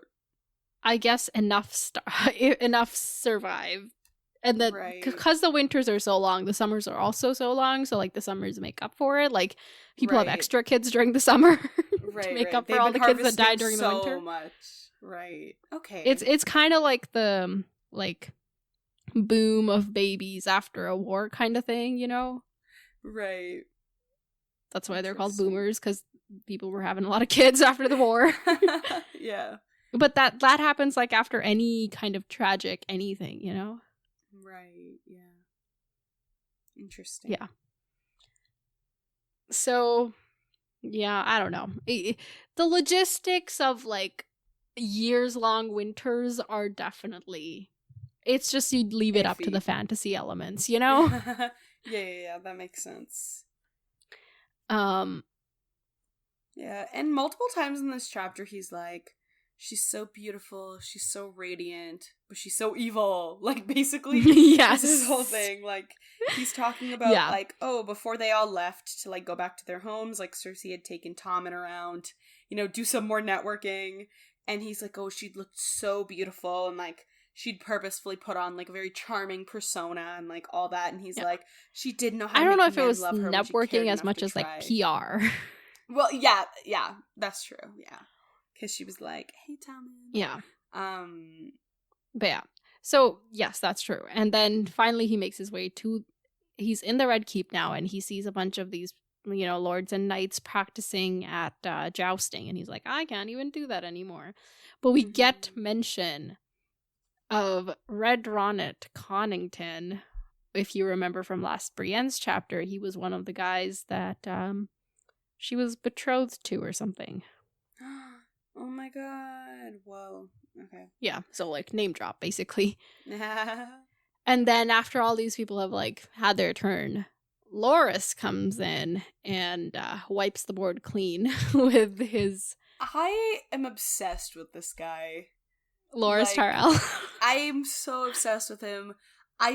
Something about a man with a big ego who can live up to it. Yeah, just don't start, like, simping him. He's gay. Okay, I know that, but it wasn't gonna work out with any of these people anyway, so it doesn't matter. I can simp over a gay man. This isn't real life. Not that I don't do it in real life inadvertently. Oh my god. But, like, that's not intentional. But here you know for a fact he's gay. There's been circumstances where you can't tell if people are gay. But it's literally fantasy, so I can just pretend he's bi. It's okay. All right. It's okay. So Sir Loras rode superbly and handled a lance as if he had been born holding one, which no doubt accounted for his mother's pinched expression. Oh my god. He's like praising Loras, but also insulting him and his mom. It's just... Yeah, he's so, like... being inside his head is so fun, because he's cracking, like, the most crude jokes, and you're just like, sir? Hello? Like, you are the Lord Commander of the Kingsguard, and this is what your head is like? Like, my guy. Anyway... So he makes it into the castle and he finds Cersei, Tommen, and Lady Merryweather and Pycelle all like in the same room, and they're all laughing over something. Mm-hmm. Apparently, also Cersei's drinking real a lot, and Jaime's like, of late she seems to be drinking all the time, which yikes. But so they received a message from Stokeworth that Lawless has given birth to her child. And Cersei's like, oh, guess what they named him? And Jaime's like, didn't they want to name him Tywin? And Cersei's like, yeah, no, I forbade that. So her Lawless's husband, who we know is Bronn, has gone ahead and named him. And Jaime's like, he named him Tyrion, didn't he? So there's another little Tyrion in the world. I am obsessed with that. But is also iconic. Like Bronn, like just loyal Bronn. I guess who said sellswords don't have loyalty? Right, but like he did refuse to fight for him, which was reasonable. But at the same time, he's like, I don't forget you, dude. Yeah, he did. He's doing what he could. You know what I mean? He was like, I need to establish myself in the world, but like wherever you are, you know, I hope you're doing well, and I'm keeping your legacy. Like, it was sweet. Yeah, so sweet. But that's the news of the day. Mm-hmm. And Cersei's like, oh, we gotta send him a gift, don't we, Tommen? And Tommen's like, we could send him a kitten. Oh, Tommen. And Cersei's like, no, I had a different sort of gift in mind, which Jaime can immediately tell. She's like, I think she wants to give him a new stepfather. She knew that look in his sister's eyes. He had seen it before. Most recently, on the night of Tommen's wedding, when she burned the Tower of the Hand. So this is when we get his thoughts on that. Mm-hmm.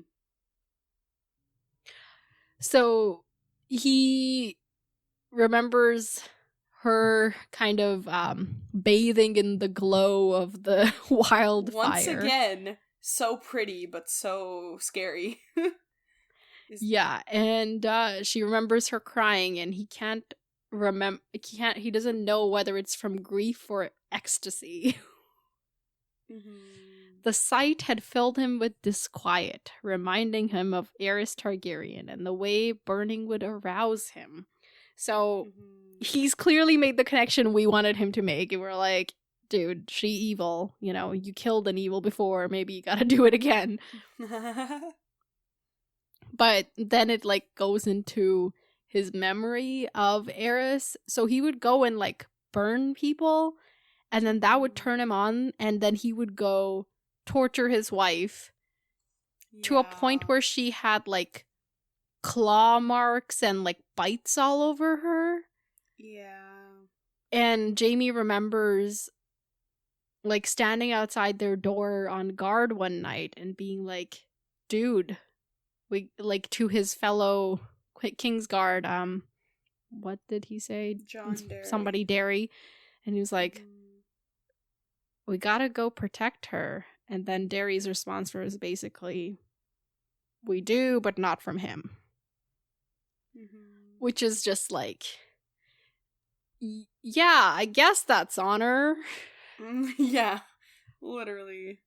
Which is like, it's interesting because like, it's kind of the same thing as like Aerys Oakheart and like not saving Sansa from Joffrey, but now it's Jaime. And like, so really, like, the only person who ever did anything about it is the one who's known to be dishonorable for doing it. Like, yeah, it's interesting.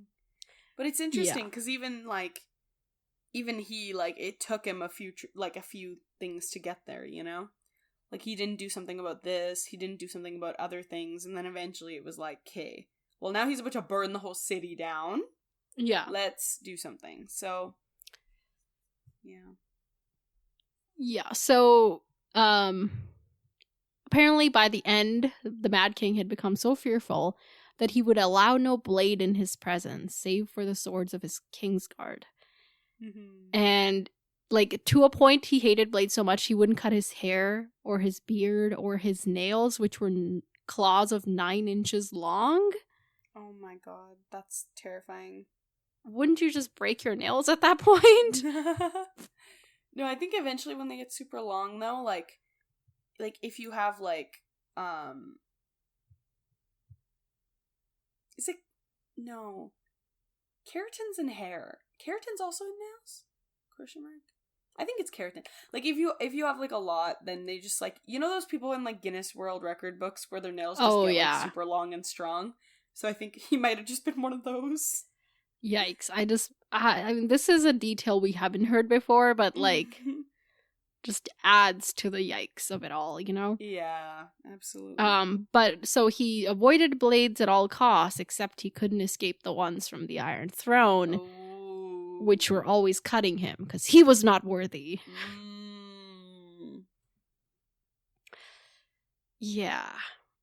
And as he's watching Cersei smile now, he's remembering Aerys saying, "Let him be king over charred bones and cooked meat. Let him be the king of ashes." And I know I keep saying I want like epic breakup, but I do like the alternative we get where like every chapter it's like he's growing more and more disillusioned and like kind of like, oh, like this is who the person that I love most in the world has become and is becoming. And it's like, it's almost more heartbreaking. I think like it adds to the epic breakup that might eventually happen, you know? Yeah. And I know I keep being it becomes like, that much of a long time coming. Yeah, for sure. Yeah. So basically, Jaime's like, okay, can we talk, Cersei? And so they send Merryweather and Tommen away. And Jaime's like, you know she's a spy, right? And Cersei's like, yeah, of course I know she's a spy. I use her to feed Marjorie whatever I want her to know. And some of it is even true, which... Also, like, how do you know she's not doing the exact same the other way? Exactly. Right? Cersei is... No, 100%. But she's like, it's so interesting because she is like... She is Queen Regent and she's the queen of, like, dissonance. Because she'll just, like... She's like, oh, I am making sure that I don't trust her because I know she's a spy. However, why don't I make her husband the hand? Why don't I restore their family, their lands that they once lost? Like, and she just doesn't realize that. Like, you know, she doesn't realize how dissonant that is. Like, to her, that makes perfect sense. She can tell that Merryweather, like Lady Taena is like ambitious and wants whatever for her son and everything. Yeah.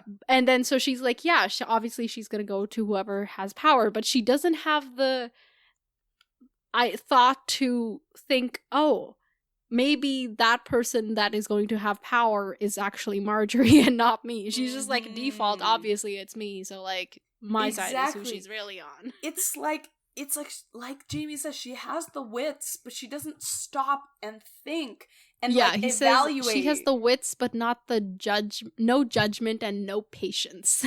Yeah, it's like she immediately is like, I thought of this, clearly it's true, let's do it. Like, she's literally a child. Like, yeah. She's just like a really smart child. Like, that's it. Apparently one of the things Taena has told her as her, like, you know, whatever, spy things, is that the Queen of Thorns keeps a chest of coins in her wheelhouse that are coins from before the conquest. Oh. And if somebody is like, oh, this thing costs 50 gold coins, instead of specifying dragons, she pays with these gold coins, which weigh half of golden dragons. Oh my god. So then it's like a way to cheat poor merchants, which I'm like, what? You have so much money. You're like literally the richest person in the world. Why are you being like, come on. Yeah, but the whole, like, I like, what I'm thinking that Cersei's thinking is, oh, the coin in Varys's chamber pot or something. I was gonna, yeah. Right? Yeah. So obviously the Tyrells are behind it. Yeah. Me, when I'm bad at making allies and only ever suspect them. Yeah, so this is why she's like, obviously, Meriwether's so useful to me. She's giving me all this information. And it's like, girl, that could literally just be like, she fed that to you specifically, so you would think that and think that like it was that's not that big a useful. deal unless you like read into it with all the planted coins and everything, you know? Yeah, for sure. So then she switches to like, oh, how was your little ride? And Jamie's like, yeah, our uncle remarked on your absence. And she's like, our uncle's remarks don't concern me. Well, they should. You should make good use of him and send him to River Run, like if not Casterly Rock, and then he can go help out in the north against Stannis. And then she's like, no, Roose Bolton's got it. Oh my god. Yeah, okay. So I don't actually trust people, and like, I'm so smart. However, Roose Bolton is definitely on my side, even though he just betrayed the people who side. Like, you know, like, what? Yeah. I would maybe, like, wait a second and, like, make sure that, like, A, his allyship extends to you, and B, that his allyship is actually worth shit. Like, come on. Yeah. Like, but and other, like, yes, good points, but besides that, Jaime also brings up that he's trapped below the neck because Moat Cailin is being held by the Ironmen. And she's like, oh, his bastard will take care of that, and besides he's got 2,000 extra Freys, and you know, they'll be more than enough to deal with Stannis. So Jaime, like, lets that go, whatever. Okay, and then like, he's like, how so is Ramsay gonna deal with it? Like, because I don't know, like, Theon's already dead. It's not like he can use Theon as hostage or something to be like, hey, let us pass Iron Men. And, like, Ramsay, I don't think he by himself has enough people to defeat the Iron Men. So, or is it, like, because they're gonna be busy Kingsmooting, and they can just attack when there's less people there? Very possible. Like, that's all I can think of, like, the Kingsmooting stuff. Because otherwise, it's like, it's literally this been is a like plot point Cersei's overconfidence talking to, yeah, you know? that's true. Because I'm like, unless they have communicated some plan to her, which I don't know. I don't know if they I think at some point though. Roose Bolton was like, oh yeah, no, was he, did we even see him afterwards? Yeah, I don't remember, but I don't think so. She seems to think it'll work, so obviously it'll work. Right, because it totally hasn't been a gigantic plot point that you can't take Moat Cailin from the south. Like, that literally... Well, because they've Ramsay's said... in the north. So maybe he can take it from the north. Right. Oh, that makes sense. Okay. Because they've literally said that multiple times, and it's also been like, oh, it only takes a few to defend a lot. Because the area is so well done. Yeah, but maybe it's the fact that he's north of the neck and that's easier to attack. I don't know. Right, okay. So Jaime's like, who are you going to name Han? And she's like, well, maybe I'll name Taina's husband. And he's like, no. And then she's like, maybe I'll name a pyromancer. And then, oh my god. Seven save us all that you just she's like, no, he's like, no, wait. Oh my god. My thing did the thing where it did the you know how it starts going backwards? Yeah. Now I don't know where I am. Oh no. Here I thought it was about governing the realm. I govern the realm. Seven save us all, you do. Thank you. I think I'm getting there.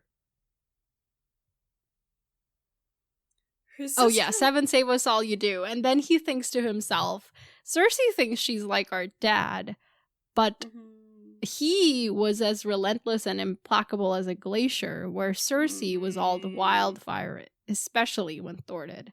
That's so true. As soon as you, like, do one thing wrong, she's like, you're discarded. Like, she doesn't think about the value. And then as soon as you, appeal to her ego, she like, what's it called? She bends over backwards to try and justify, like, oh, well, clearly this person's the best for the job because they're loyal to me. Yeah. So Jaime has the gall to suggest that she needs a strong hand, and she's like, a weak ruler needs a strong hand. A strong ruler only requires a diligent servant to carry out his orders. So oh my god. she's just like, she's gonna keep making all her decisions herself and then just get somebody to like do as she says. So like no opposition at all. No advice, nothing. And then if anyone speaks against her, she's like, be gone. Like, there's no... Yeah. Like, girl, if you're gonna be someone who ain't that smart, who don't... Not about ain't that smart. Yeah, but she doesn't think your... that she ain't that smart. I know, but it's just one of those things where it's like, if you are not gonna use your intelligence properly, then you may as well have people around you who can. Like, well, she thinks that her intelligence is only used properly. Right. She's like, my only problem in the world is that people don't listen to me and have me not as that queen what of I have to everything. say might be wrong. Yeah. Oh, God. I can't, man. And she's apparently also, going to make... Sorry?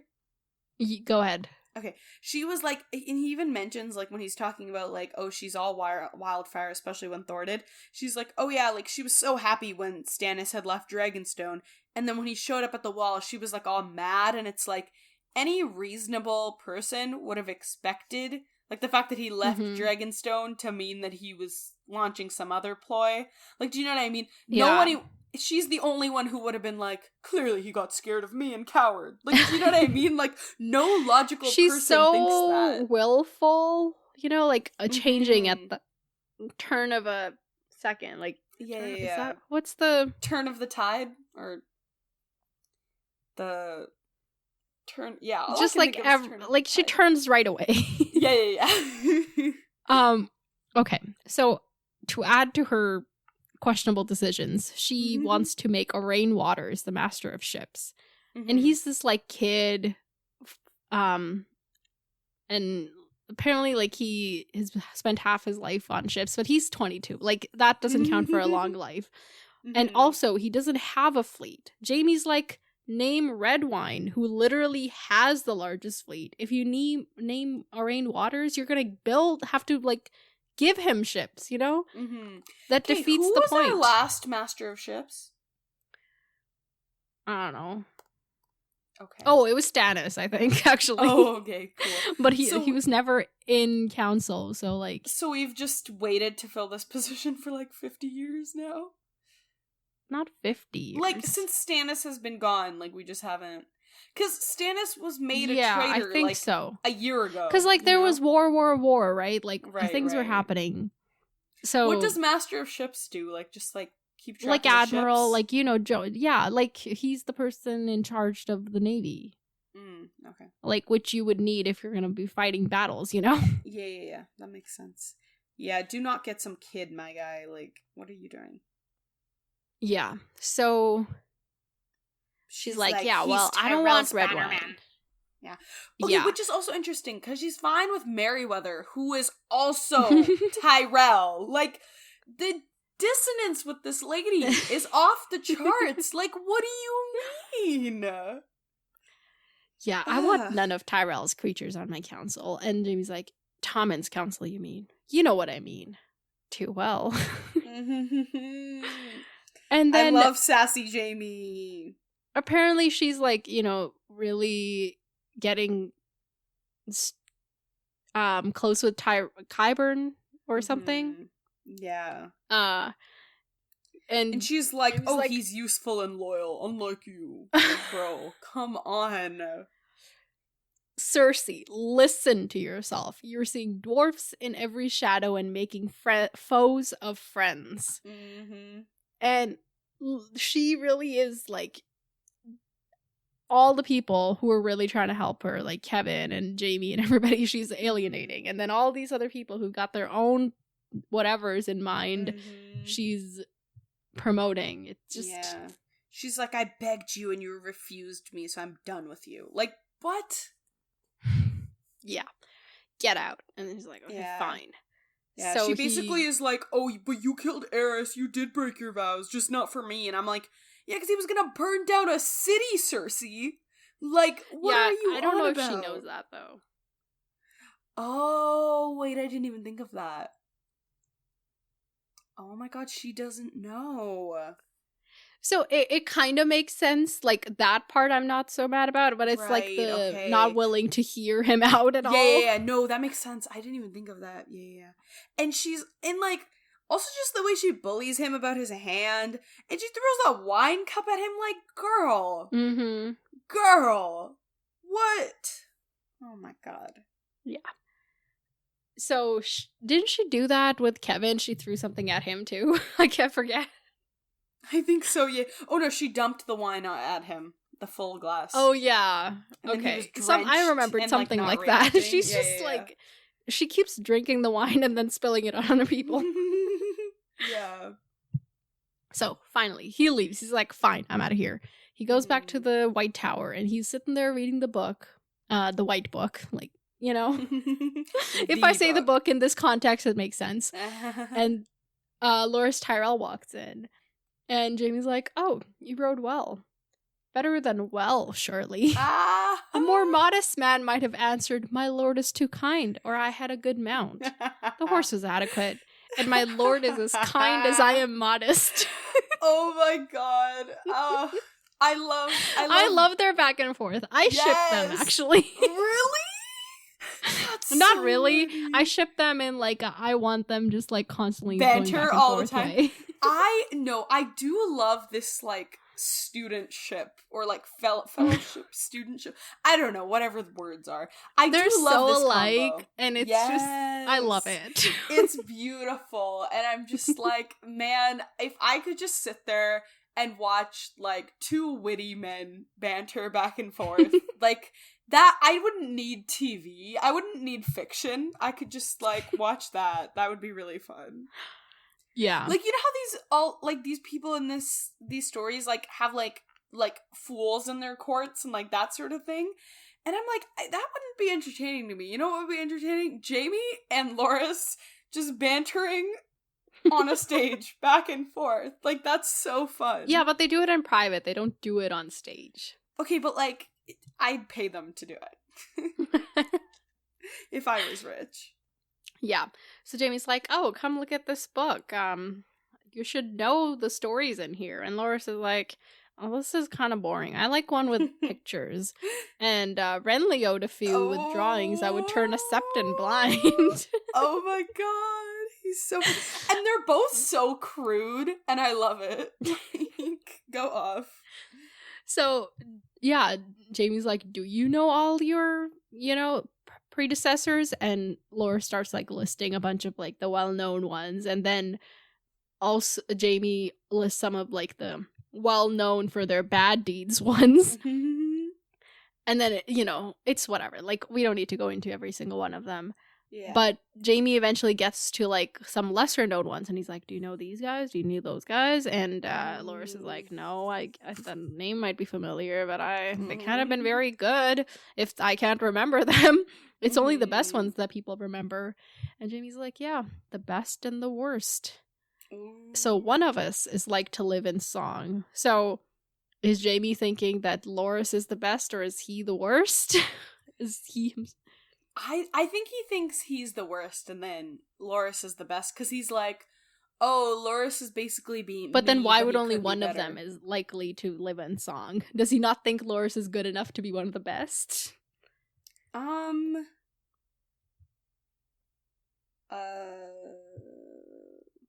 think... I don't know. Like, maybe he's just like, oh, like, odd, like, not all the best and not all the worst are remembered. So, like, between us, like, if you're the best and I'm the worst, odds are one of us will. Like, that's what I kind of took it as. Yeah. I don't know. Well, the whole point of this seems to be that he's contemplating what kind of a Kingsguard is he going to be, Yeah. And he's like, there were a few who were a bit of both, like this guy, Kristen Cole, who you heard about in the last chapter, if you remember. Yeah. The Kingmaker. Dance of Dragons. Yeah, so this obviously is like a callback to Ariane's chapter. Sorry, not Ariane's chapter, but the... Eris's chapter. Eris's chapter. Because Eris is just whatever. Ariane's the real shining star, Oh my god. Eris's chapter, but the whole like connection with them trying to be queen makers and all of that. Mm-hmm. But is Jaime also considering being a kingmaker somehow? Like, why is that the note this chapter ends on? Yeah, I don't know. Maybe. Or is he thinking, like, I did this really bad deed in killing Eris, but now I gotta do this really other good deed, and then that way I can be a bit of both? I think so. I think it's just him grappling with, like, I want to be a good person now, but people only know me for these bad things, so how do I, like, I think he's just really looking for, like, a role model, and, like, okay, so Kristen Cole, like, he, like, started the Dance of the Dragons, and he was like, no, you should be king over, like, your sister, or whatever. Mm-hmm. Okay, so what was the good thing he did? I don't remember. Okay. It doesn't say. Okay, cool. So I guess he's just, like, I think it's just him grappling with, like, how, like, I'm trying to be good, but, like, how do I do it? Yeah. You know? Okay. Well, that's the end of the chapter. Because I don't think he's gonna be out here, like, I don't know, like, I think the only thing could be, like, trying to get Cersei kicked out, but, like, how would he even do that? Right. You know? So who is she going to name hand? I have no idea, bro. Just give me one guess. We have, like, 50 different options, and I don't know who she's gonna name. Give me one. She's gonna name a lesser Tyrell. She's gonna actually be smart and name someone from, like, one of the What about the Tyrell. Master of Ships? Probably the guy she wanted. Okay, Waters. Okay. I think she has a limit for how responsive she can be to people's feedback, and I think if she listens to him about the hand, she can't listen, you know? She's gotta keep the ego. This hound situation, is Kevin gonna come head to head with it? I think so. And will he leave that confrontation, like, victorious? Is he gonna die if that happens? Like, what's... I think he's gonna die. Oh. Yeah. Another Lannister lost to the... Cool. Okay. Taina, whose spy is she? Is she a spy? She's a Bolton. She's playing both sides until one reigns. Speaking of Bolton, will he be able to take the neck?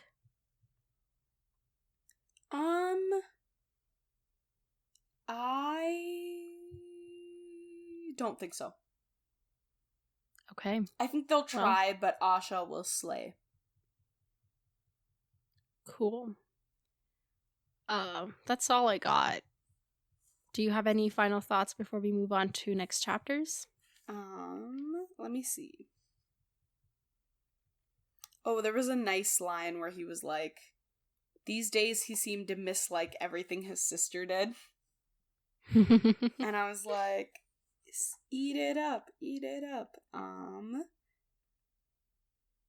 Okay, so when he's watching Loras, jousting, he makes a remark about, like, oh, I guess it wasn't a fluke that he unhorsed me. Was that during the Ned tourney? No, this was the tourney where he lost, and Littlefinger made up the whole thing about, Tyrion bet against his brother and lost a knife. Okay, and it was against specifically Loras. No, Tyrion never bets against his brother, but it was Robert who bet against Jaime and lost the knife to Littlefinger. Yes. But that was or somebody for the thing against Loras. Like, Loras was the one who Jaime had lost to when the fighting happened. And yes. The bet changeover happened. Okay. Yeah, I'm like misstating some of those details there, but like it doesn't matter really. Just it's the joust where the knife switcheroo happened. Okay, one sec.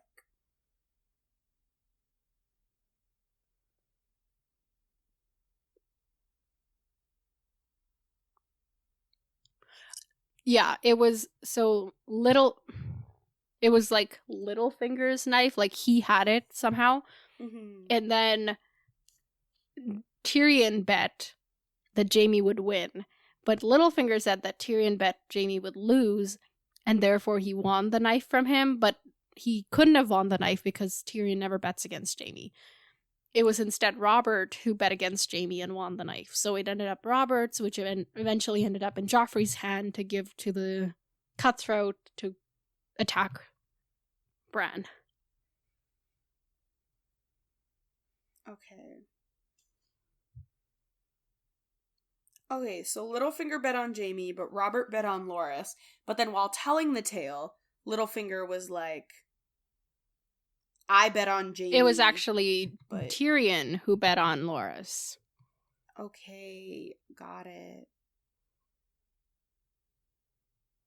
Damn. He really starts so much of the shit in this universe, man. I think you called him a shit stirrer once, and that's so true. Probably. Like, ugh. Yeah. Okay. Ready for next chapters? Yeah, let's do it. We're reading 2. Give me your hopes and predictions. Ooh. Okay. I want to see... I want to see Tyrion. Like, where is that boy? And then I want to see Dany. Okay. Well, it's neither of those. Why do I never get anyone I want? Okay, moving on. So we're reading chapters 17 and 18. Okay. Chapter 17 is Cersei. Oh? Wait, we literally just... We've been getting them back to back, and it's very interesting. Okay. Cersei, well, she'll appoint a hand. She will appoint Master of Waters. No, Master of Rivers. No, nope, Master of Ships. And she'll get some more information from Lady Merryweather.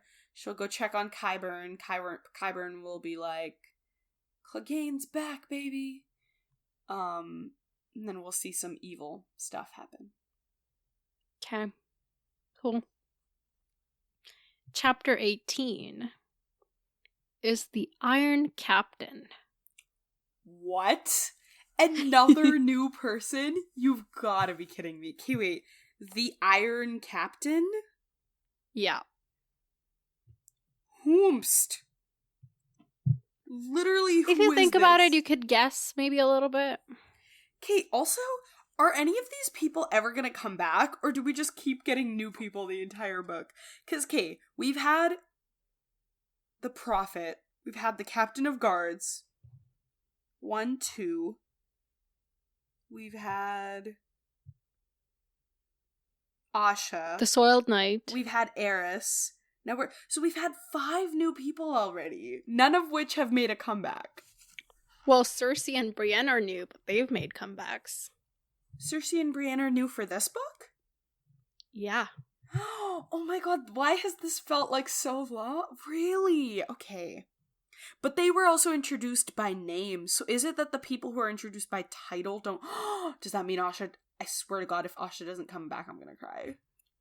You were like, I wasn't impressed with her chapter. Okay, but I like her just because I didn't love her chapter. No, but then you were like, I didn't read it right when we were talking about it. Yeah.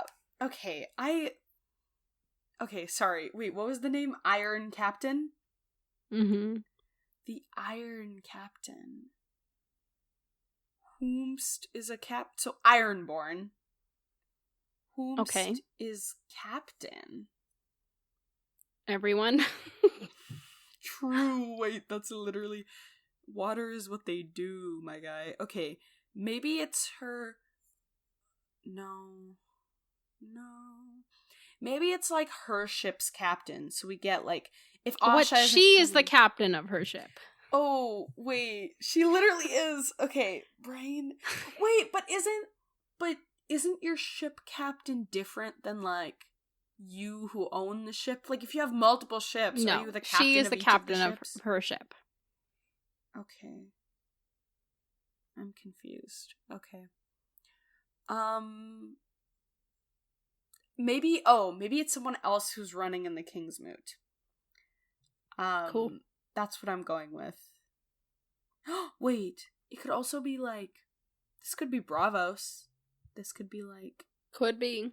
They do have the Iron Titan, or is he Iron? I don't know. They have the Titan. I know that. Yeah. Or maybe it could also be like someone in like Old Town.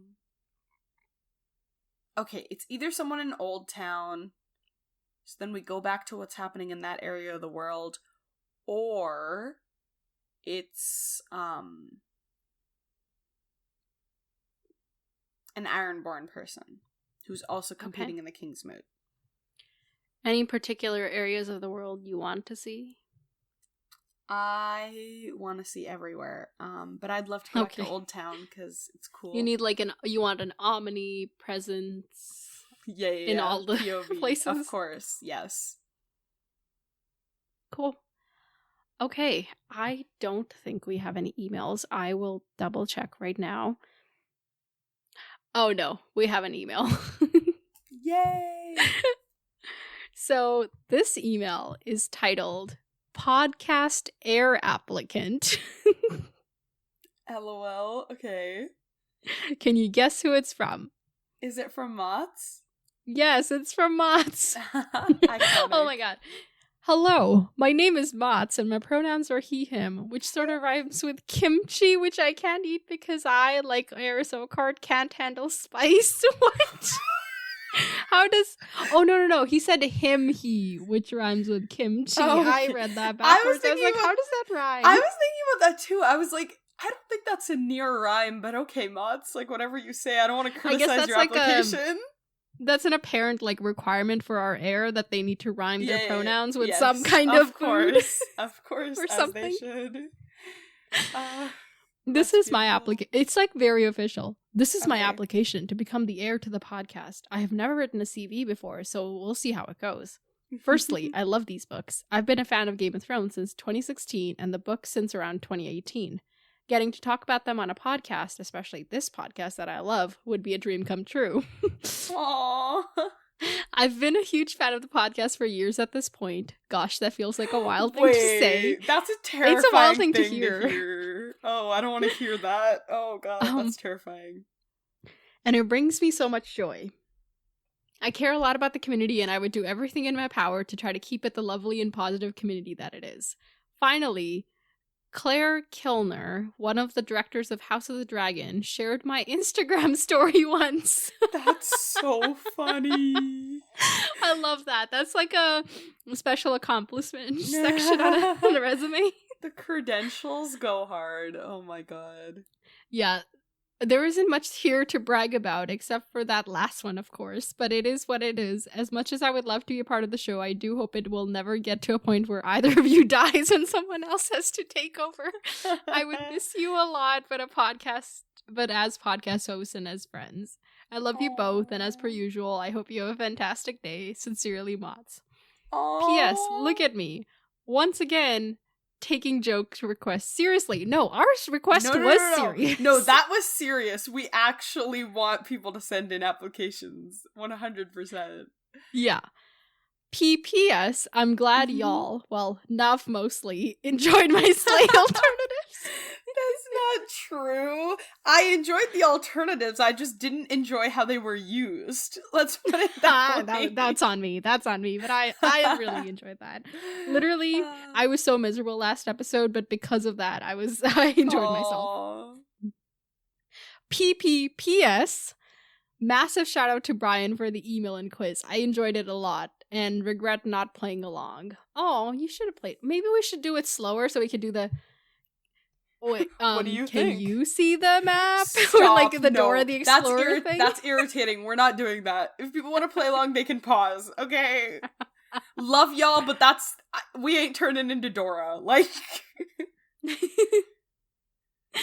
But, oh, thank you. This is a delightful email. And we shall consider your application with much due consideration. I ran out of words. Yeah, I mean, if we die, like, honestly, I'm down to be like, hey, Mott's, come on up. Yeah, you know what? Take this until we get another applicant for our heirship. You have other been contenders appointed for the throne. Yes, Mott's exactly. can be your default. Like, if we both die, you have our permission to take over the podcast. Yes, exactly. And now the world knows it. We've given verbal permission.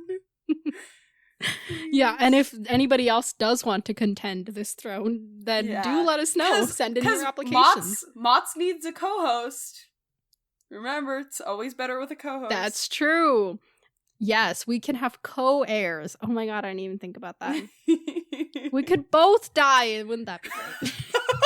I'm just kidding, it wouldn't. I don't want either of us to die. That's so funny. Anyway, yeah, this feels like the wrong episode to talk about our podcast heirs, because all this entire chapter was just about death and getting old. Oh no. I still enjoyed the chapters, and I enjoyed talking about them. Mm-hmm. But y'all know what to do. Send us such delightful emails. Our email is popculturesymposium@gmail.com. Join the Discord discussions, Discord discourse, and that link's in the show notes. And of course, follow us on Instagram at popculturesymposium. And apparently that stuff's also on Facebook, which is also at popculturesymposium. So do what you want. Until next time, when we will tell you what you should do and want to do, which is listen to this podcast. So, farewell, my friends. I lost my train of thought there. Talk to you later.